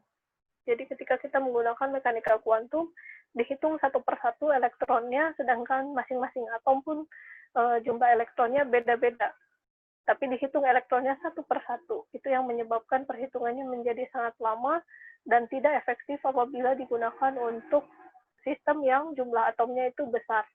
Jadi di sini dikatakan bahwa mekanika kuantum itu umumnya hanya sekitar 100 atom. Karena kalau lebih dari 100 atom menjadi sangat tidak efektif dan resource komputernya itu yang dibutuhkan juga menjadi lebih besar.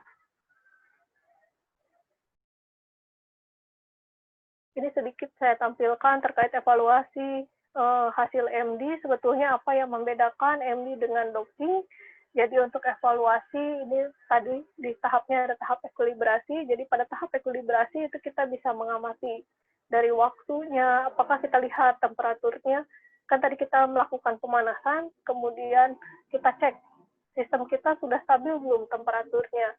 Jangan sampai kita set misalkan di 37 derajat Celcius, kemudian suhunya itu masih naik turun, masih 30, 25, 32, jadi tidak stabil.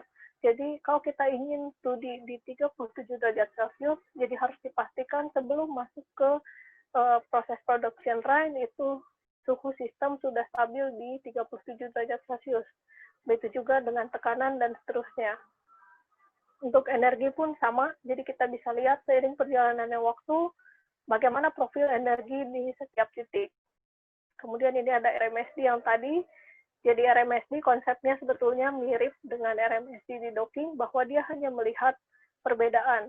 Jadi perbedaannya itu dilihat satu persatu, yang membedakan pada docking itu RMSD akan keluar satu nilai karena hanya satu pose. Misalkan hasil redocking kita bandingkan dengan hasil kristal. Sementara pada MD, karena kita punya satu trajektori di mana dia bergerak setiap waktu, maka di tiap waktunya kita akan punya satu nilai RMSD, sehingga kita bisa plotkan.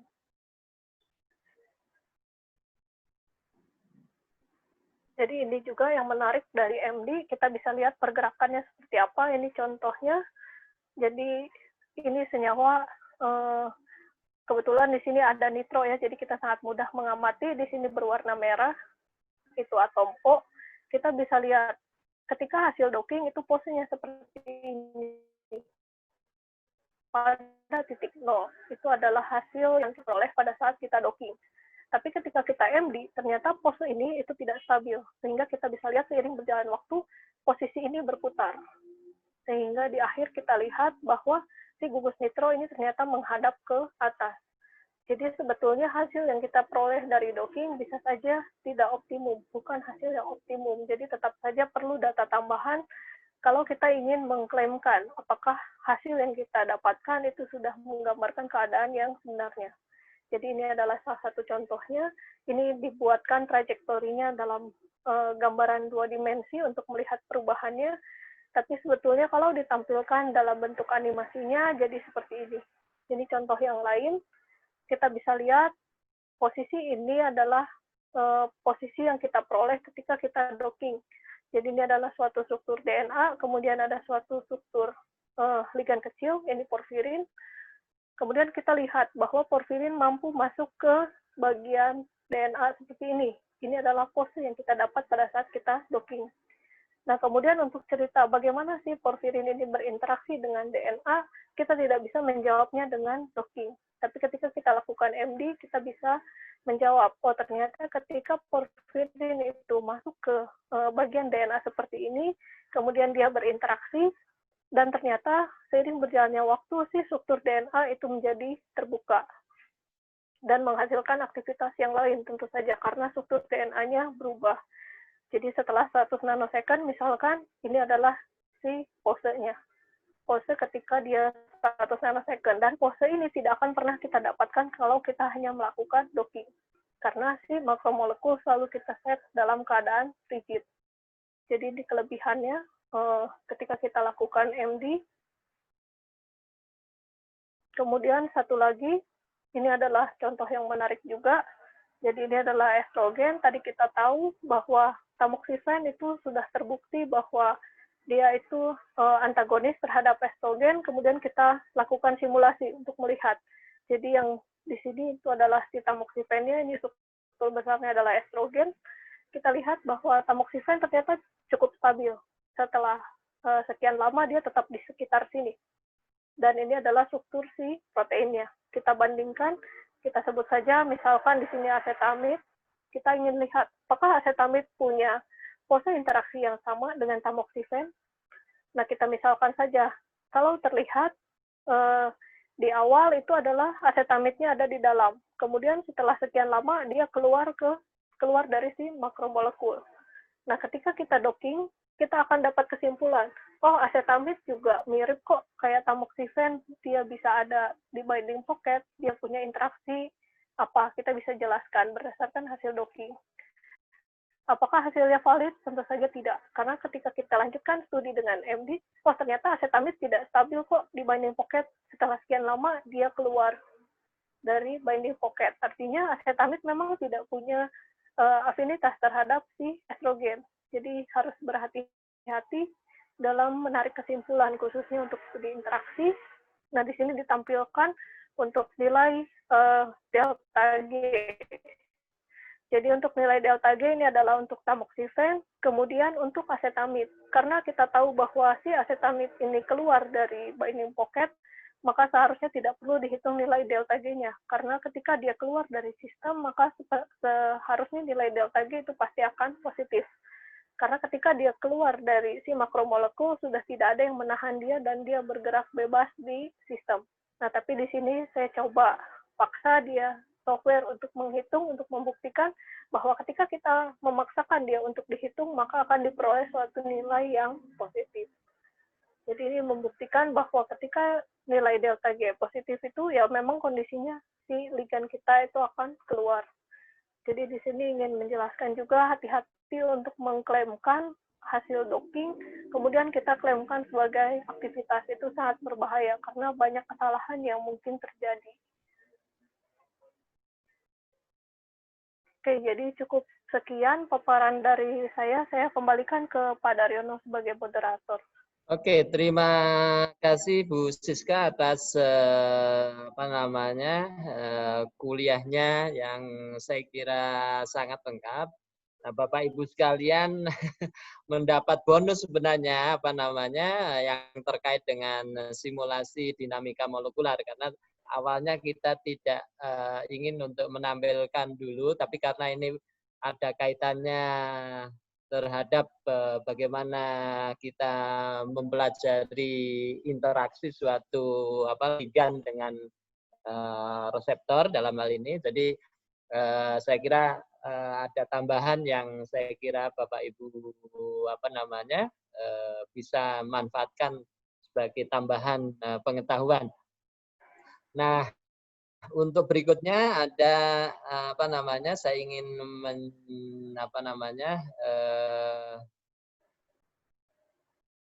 menampilkan atau menyampaikan beberapa pertanyaan dari dari audiens ya. Jadi saya urut coba ya. Yang pertama ini ya dari siapa ini? IG ya.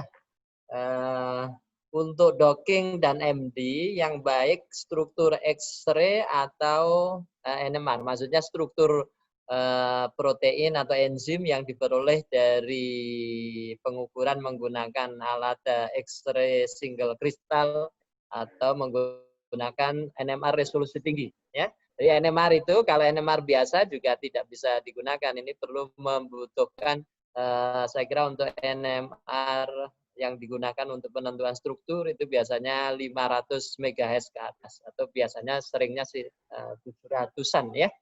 Silakan. Apa tadi pertanyaan yang tadi? Oke, terima kasih untuk pertanyaannya. Jadi untuk pemilihan makromolekul, kalau kita lihat di beberapa referensi, jadi sampai sekarang itu memang masih kajiannya itu masih fokus pada X-ray. Jadi ketika struktur X-ray itu tersedia dan resolusinya cukup baik, itu kita masih lebih baik memilih untuk struktur X-ray. Karena kenapa? Jadi X-ray itu sudah terbukti dia lebih akurat dalam menentukan posisi dari si atom dibandingkan dengan NMR. Jadi seperti yang dicontohkan pada presentasi tadi, untuk struktur estrogen kita punya 30 konformer. Dari 30 konformer, semua konformer itu betul. Jadi ketika kita punya estrogen dibuat dalam bentuk larutan, kita dapat 30 konformasi tersebut. Tapi dari 30 konformasi itu kemungkinan hanya akan ada beberapa konformasi yang cukup stabil. Nanti ketika kita gunakan secara acak, kemudian kita pilih, dan kebetulan kita memilihnya itu tidak struktur yang stabilnya, maka hasil analisis kita menjadi bias, jadi aneh. Hasilnya nanti tidak benar, tidak sesuai dengan apa yang terjadi di kondisi sebenarnya gitu. Jadi kalau misalkan kita punya struktur X-ray, lebih baik kita pilih struktur X-ray.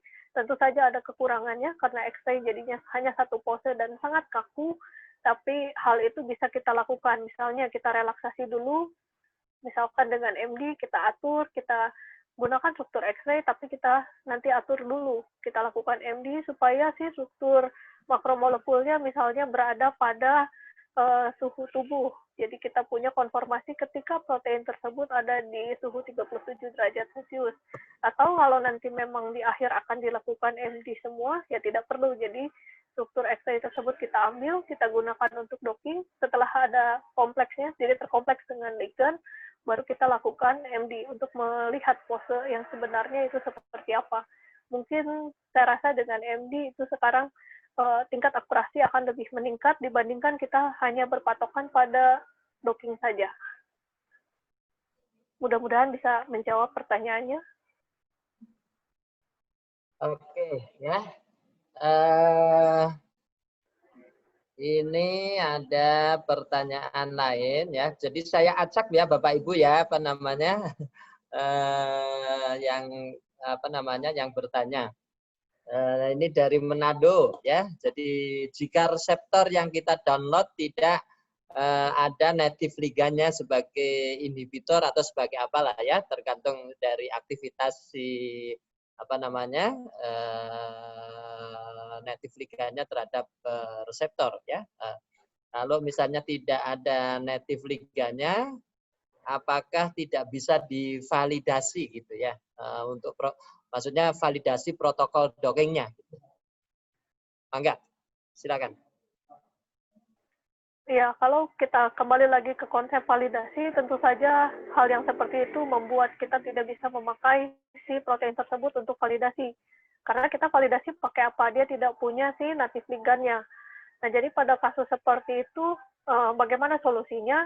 Ya, kembali lagi di PDB itu ada sangat banyak struktur yang didepositkan. Ya, kita harus memilih. Pilihlah yang struktur yang memiliki native ligand. Jangan memilih struktur yang tidak ada native ligandnya. Bagaimana kalau ketika kita cari ternyata hanya satu-satunya model tersebut yang ada? Ya, kita kembali lagi, apakah kita percaya dengan protokol docking yang kita punya itu mewakili dan menggambarkan keadaan sebenarnya? Akan sangat susah mengecek itu. Bagaimana cara mengeceknya? Jadi dulu mungkin sempat populer kalau dicari itu ada istilah blind docking, tapi semakin ke sini semakin banyak peneliti yang mulai meragukan dengan metode itu. Jadi kalau dibilang kasarannya seperti orang buta yang menuntun orang buta. Jadi kita juga tidak tahu, kemudian kita seakan-akan sok tahu, kita pasangin aja di mana dia maunya, posenya seperti apa. Jadi rasanya agak kurang pas, dan sekarang juga metode itu rasanya sudah tidak banyak lagi saya lihat di publikasi-publikasi, sudah tidak ada yang mengembangkan karena metodenya mulai dipertanyakan dari validitasnya. Kemudian ketika hal itu dilakukan dan di-compare dengan hasil lab basah, rasanya juga tidak bisa mewakili. Jadi sisi akurasinya dipertanyakan. Jadi memang sampai saat ini cara terbaik adalah memilih protein yang sudah memiliki native ligand, supaya kita bisa yakin betul bahwa parameter docking yang kita pakai itu sesuai. Oke, terima kasih. Ini ada pertanyaan dari siapa ya, ini agak sulit ini membukanya. Ketika melakukan kajian molekular docking, bagaimana cara untuk memastikan bahwa ligan yang kita gunakan benar-benar berikatan dengan protein target? Apakah sekedar berikatan dengan protein target atau maksudnya masuk dan berinteraksi dengan tadi di kantung ikatan, ya? Ya, jadi untuk memastikan apakah ligan kita itu berinteraksi, kita bisa lihat dari, kita bisa visualisasikan. Tadi digambarkan ada berbagai visualisasi, mungkin supaya mudahnya sebentar saya coba tampilkan kembali.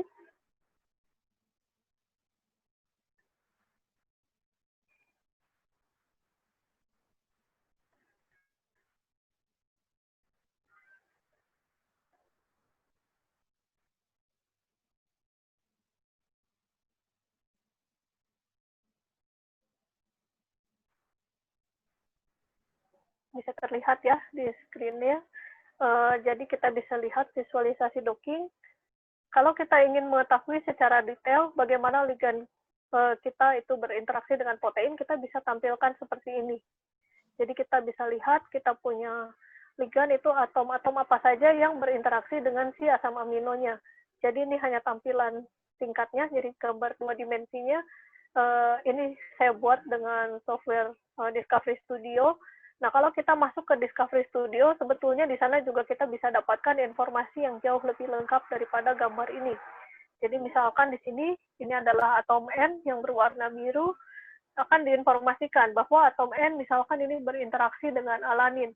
Maka tidak hanya informasinya bahwa N berinteraksi dengan alanin, maka di sana ada informasi atom N berinteraksi dengan alanin itu pada atom apa, panjang ikatannya berapa, itu akan sangat diketahui, jenis interaksinya apa, itu juga diketahui.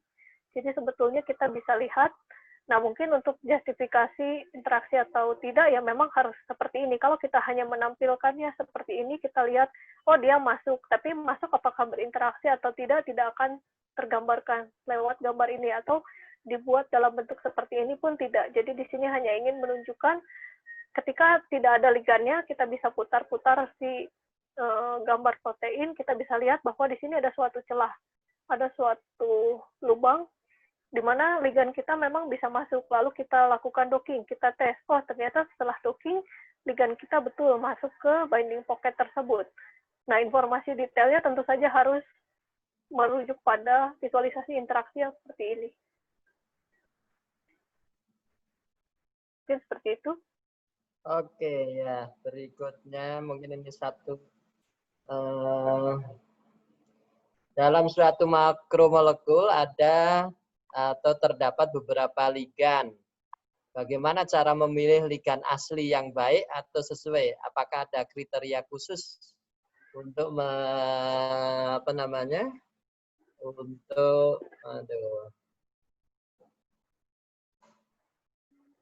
ulang lagi. Kalau tadi pertanyaannya sudah ini.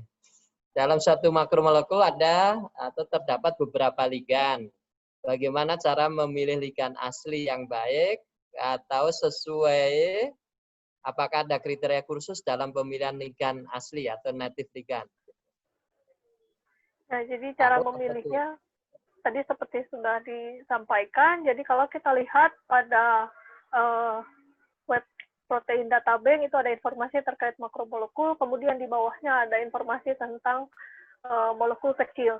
Jadi small molecule apapun selain makromolekul itu di website akan dikategorikan sebagai small molecule. Nah, tapi tidak berarti semua small molecule adalah ligan. Ligan yang kita maksudkan yang tadi digunakan untuk validasi, jadi kita sebut sebagai native ligan. Nah, bagaimana cara tahunya? Misalkan, kalau tadi dicontohkan memang kebetulan hanya satu. Jadi kalau misalnya nanti menemukan ada banyak, bagaimana cara memilihnya? Ya, jadi kita harus baca si paper acuan yang ada di PDB tersebut. Jadi setiap kode kristal tertentu, di situ akan ada referensi utamanya. Referensi utamanya itu biasanya berupa jurnal, jadi kita tinggal buka saja jurnalnya, kita baca. Di situ biasanya jurnalnya adalah menggambarkan proses bagaimana si autor itu melakukan kristalisasi, membuat single kristal dari kompleks tersebut, kemudian terakhir dia akan depositkan dengan kode tertentu. Nah, jadi dari sana kita bisa baca, kita bisa tahu sebetulnya native ligandnya yang mana. Misalkan yang tadi, punya estrogen, dia bekerja dengan tamoxifen. Tapi di prosedurnya, untuk membuat single kristal antara estrogen dengan tamoxifen, misalkan dia menggunakan pelarutnya adalah propilen glikol. Kemudian dia menambahkan, misalkan ada dapar-dapar, kemudian di mana daparnya itu mengandung ion Na, kemudian ada ion fosfat misalkan. Nah, pada saat kristalisasi seringkali si residu-residu tersebut itu masih ada di sistem. Jadi waktu diukur X-ray-nya kebaca, oh ini ada misalkan 3 molekul propilen glikol, ada beberapa ion Na, seperti itu. Nah, jadi dengan membaca paper acuannya kita akan tahu, oh sebetulnya propilen glikol dengan Na, dengan si fosfat yang ada pada kategori small molecule itu bukan native ligand, tapi kita tahu bahwa native ligandnya itu adalah si tamoxifen. Oke, ini ada pertanyaan berikutnya dari Uhamka. Untuk cluster numbering hasil docking, apakah termasuk salah satu parameter untuk bisa tidaknya dilanjutkan ke tahap simulasi dinamika molekular? Minta tolong dijelaskan lebih detail. Ini kayaknya agak repot ya. Mungkin secara garis besar aja. Oke, jadi secara umum untuk clustering itu bisa dicari papernya. Jadi clustering itu muncul karena adanya evaluasi energi. Jadi evaluasi energi yang tadi, jadi setelah kita punya satu konformasi, kemudian dihitung energinya, tentu saja dengan algoritma-algoritma yang ada, dengan konsep-konsep yang ada. Nah, kemudian dibuatlah yang namanya cluster, jadi dikategorikan. Untuk yang satu cluster itu yang memiliki kemiripan secara sistem energinya. Nah, jadi ketika kita punya banyak cluster, misalkan docking dengan run 100, kemudian clusternya sangat banyak. Clusternya juga ada 90 misalkan dari run 100. Artinya evaluasi yang kita lakukan untuk sistem kita itu tidak bagus. Jadi evaluasinya mungkin terlalu kasar, sehingga ketika kita menemukan satu konformasi, itu akan selalu menghasilkan suatu cluster yang baru. Jadi caranya seperti apa? Ya singkatnya bisa dicoba pada saat kita melakukan docking, itu kita pilih yang evaluasi energinya lebih mendalam. Jadi kalau nanti bisa dilihat lagi di slide-nya, tadi saya tampilkan pada saat kita mengatur jumlah run, itu di bawahnya ada evaluation. Jadi untuk evaluation itu ada 3 di Autodoc, itu ada yang short, ada medium, ada long. Jadi kalau kita pilih yang long, dia akan mengevaluasi energi dengan lebih baik, jadi perhitungannya lebih bagus. Kalau yang short itu tentu saja perhitungannya jadi lebih kasar. Jadi saat dimungkinkan ketika kita menggunakan evaluasinya short, itu nanti clusternya jadi banyak. Mungkin kita bisa coba naikkan ke medium atau ke long. Nah, bagaimana kaitannya dengan MD? Ya sebetulnya tidak ada kaitannya, karena kan yang clustering ini adalah kita mengerjakan di docking. Nah, pertanyaannya adalah bagaimana kita memilih struktur hasil dari docking untuk dilanjutkan ke MD. Nah, jadi kalau misalkan struktur awalnya saja sudah tidak begitu benar, nanti begitu kita running MD, itu ligandnya langsung lepas, seolah-olah, oh ligan ini tidak punya interaksi terhadap si makromolekul tersebut. Padahal bukan karena seperti itu, tapi karena pose awal yang kita gunakan itu sudah salah gitu. Jadi dia tidak mampu mengembalikan ke posisi yang sebenarnya. Mungkin singkatnya seperti itu. Oke. Ini ada sepertinya anak buahnya Pak Saiful nih dari Bakti Kencana. Ini Bakti Kencana itu yang di Bandung ya, lupa lah. Ya ini kalau ini teman-temannya Mas Fauzan nih kayaknya ya. Dari hasil MD kan kita bisa melihat kestabilan interaksi antara ligan dan makromolekul. Nah, apakah boleh apabila ligan tersebut stabil terlalu lama? Bagaimana cara mengetahui waktu interaksi terbaik antara ligan dan makromolekul dengan fasilitas atau data M2? Oke, jadi pertanyaannya apakah boleh ligan tersebut stabil terlalu lama? Ya, yang namanya stabil berarti dia akan tetap di situ gitu. Nah, tapi ini kan prediksinya hanya antara atom dengan atom. Jadi memang tidak menggambarkan kondisi di dalam tubuh yang misalkan ketika kita minum obat dia hanya berinteraksi dalam jangka waktu tertentu, kemudian seiring berjalannya waktu dia akan lepas kembali. Jadi pada simulasi MD tidak mensimulasikan seperti itu, tapi kita hanya lihat pose yang stabil itu seperti apa. Ketika dia dapat pose yang stabil, dia akan tetap terus di situ.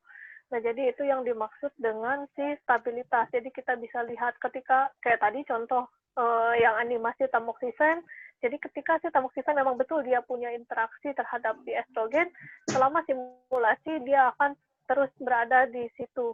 Ketika dia sampai stabil, ya tetap di situ. Dia tidak akan kemudian setelah sekian lama dia akan lepas. Kalau dia lepas, seperti contoh pada asetamid tadi, ya artinya memang ligan itu tidak punya kemampuan untuk berinteraksi terhadap si makromolekul tersebut. Nah, bagaimana cara menentukan stabilitas tersebut? Tentu saja dari grafik si RMSD. Jadi kita bisa lihat apakah dia sudah stabil atau belum, kita tentukan dari nilai RMSD-nya. Kita lihat, kalau RMSD-nya masih banyak berubah, artinya memang belum stabil. Ketika si RMSD-nya grafiknya itu cenderung untuk lurus, artinya memang sudah stabil di posisi tersebut dengan interaksi yang seperti itu. Nah, bagaimana cara mengetahuinya kapan dia akan stabil? Jadi tidak bisa menjawab, karena setiap ligan pasti akan beda-beda, tergantung kondisinya seperti apa. Kalau misalkan di awal itu kita membuat pose yang memang mendekati hasil stabilnya, tentu saja waktu simulasinya menjadi pendek. Dengan simulasi sebentar, dia akan mencapai kondisi yang optimumnya. Tapi kalau misalkan pose kita sangat jauh dari posisi stabilnya, tentu saja waktu simulasinya akan menjadi panjang. Oke. Ini ada pertanyaan lagi ya. Berikutnya, rigid docking dan flexible docking di autodock itu maksudnya bagaimana? Saya kira tadi sudah dijelaskan, tapi nggak apa-apa diulang coba.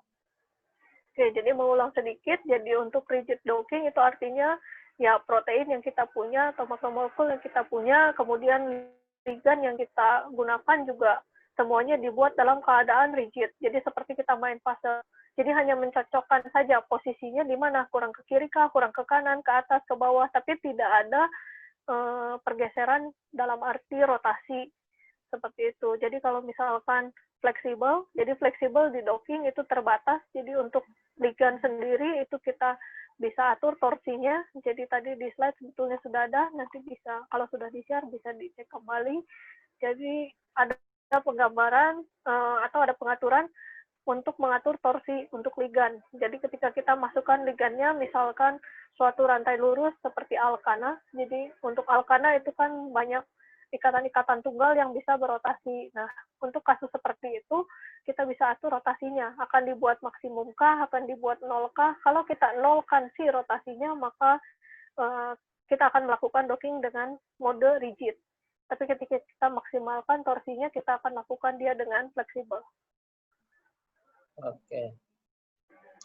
Oke, berikutnya bagaimana menentukan suatu ligan bersifat aktivator atau inhibitor dan jenis inhibitor dari hasil MD.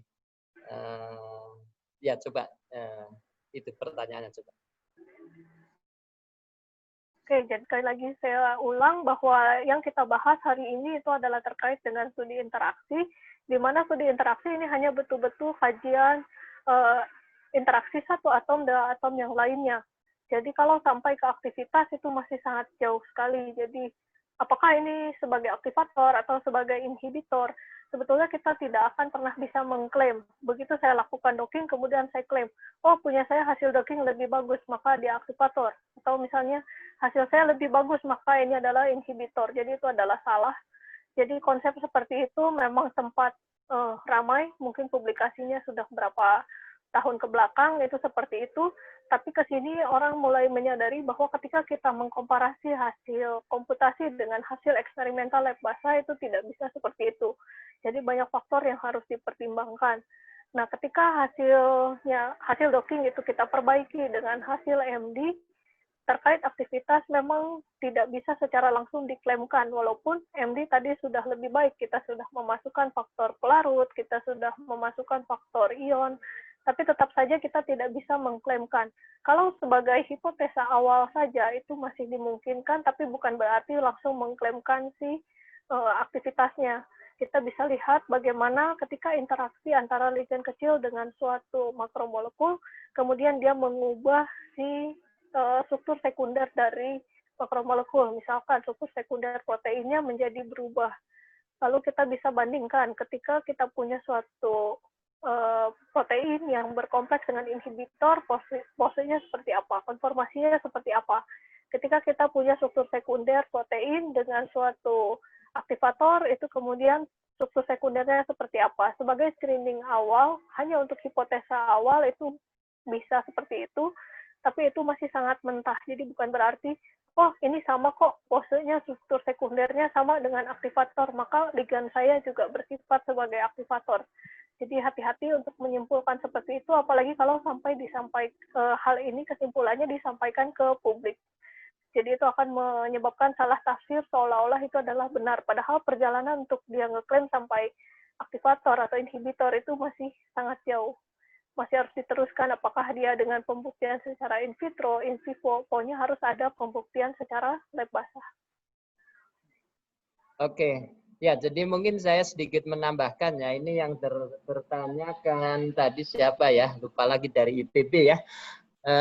Jadi salah satu kegunaan dari molekular modeling ya termasuk tadi interaksi, docking, kemudian lebih dalam dengan MD dan sebagainya. Salah satu manfaat yang bisa digunakan adalah untuk menjelaskan data eksperimental ya. Maksudnya untuk membantu menjelaskan. Jadi kalau kita punya data hasil eksperimental in vivo misalnya ya, kemudian kita kesulitan kalau yang inhibitor itu seperti ini, kemudian yang bertindak sebagai apa ya aktivator itu seperti ini. Nah, salah satu yang bisa digunakan adalah kita bisa melihat dari mode interaksi hasil MD ya. Nah, dari apa namanya mode interaksi ini kemudian ya data-data yang kita peroleh secara eksperimental itu bisa dijelaskan lebih, kalau bahasa Inggrisnya itu plausible ya, plausible explanation gitu, penjelasan yang masuk akal gitu ya, selama kita belum tahu misalnya data X-ray-nya seperti apa. Misalnya kita menginteraksikan reseptor, kita bisa berhasil mengisolasi reseptor, kemudian kita interaksikan dengan senyawa aktif atau bioaktif yang kita isolasi dari tanaman, misalnya senyawa A itu ini ternyata memberikan hasil dia mengaktifasi gitu ya. Sementara senyawa A2 dia justru menurunkan atau sebaliknya. Nah, dari data yang kita peroleh misalnya kemudian ya kita belum bisa menjelaskan bagaimana sih sebenarnya interaksinya gitu. Nah, dari situ kita bisa menggunakan MD ya. Tetapi kalau korelasi langsung kita memprediksi dari MD kemudian nanti hasil in vitro sama in vivo-nya sejalan atau tidak, itu memang kita belum bisa.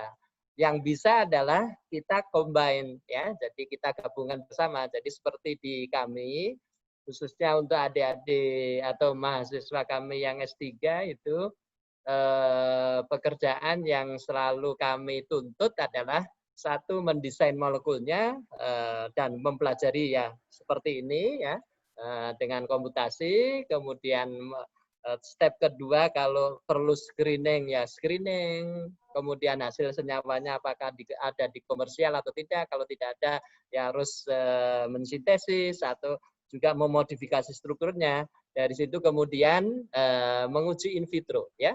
Memang kalau yang in vivo itu masih sangat sedikit, tetapi paling tidak itu sampai ke in vivo karena cukup apa namanya volume pekerjaannya kan jadi besar mulai dari komputasi sampai uji in vitro, kemudian di tengah ada pekerjaan sintesis misalnya. Nah, dari situ nanti kita bisa melihat apa namanya korelasi dari apa yang kita pelajari di komputasi dengan hasil yang kita peroleh melalui in vitro. Nah, nanti prosentase korelasinya berapa, nanti bisa dilihat dari hasil dua-duanya. Saya kira itu. Kemudian ini ada pertanyaan berikutnya ya, jadi masih tersisa 3 menit, mudah-mudahan ini bisa kita manfaatkan. Satu lagi pertanyaannya adalah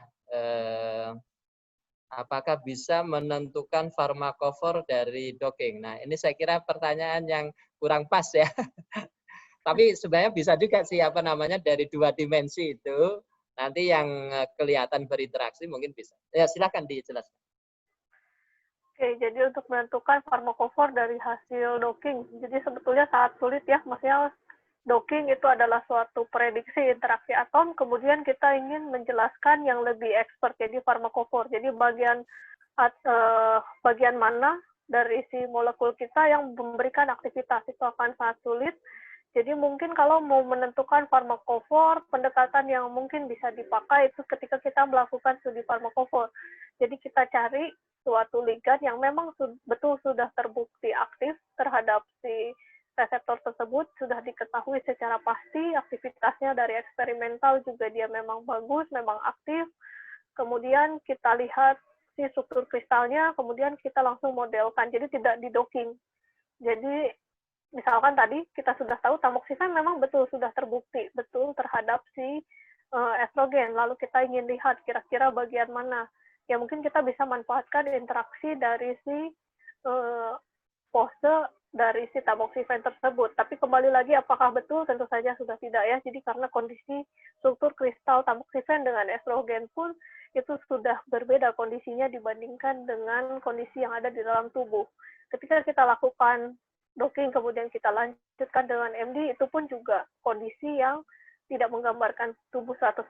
Jadi itu suatu model yang kita buat gitu. Jadi mungkin tapi itu pendekatannya setidaknya lebih baik dibandingkan kalau kita menggunakan ligand yang kita tidak tahu apa. Jadi misalkan tadi saya punya hasil isolasi quercetin, terus saya pengen cek quercetinnya aktif nggak ya terhadap estrogen.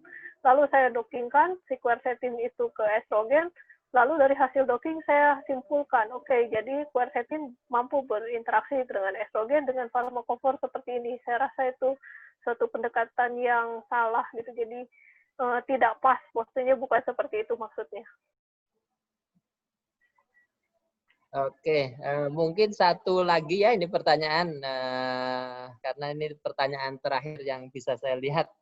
Mohon izin bertanya mengenai resolusi di atas 2 Armstrong, maksudnya dari data X-ray atau NMR dapat menyebabkan banyak atom menjadi hilang pada saat proses itu ya kali ya docking tadi ya mungkin. Silakan. Oke, jadi sebetulnya ketika resolusi di atas 2 Armstrong tidak berarti hilang dalam arti atomnya betul-betul hilang, bukan seperti itu.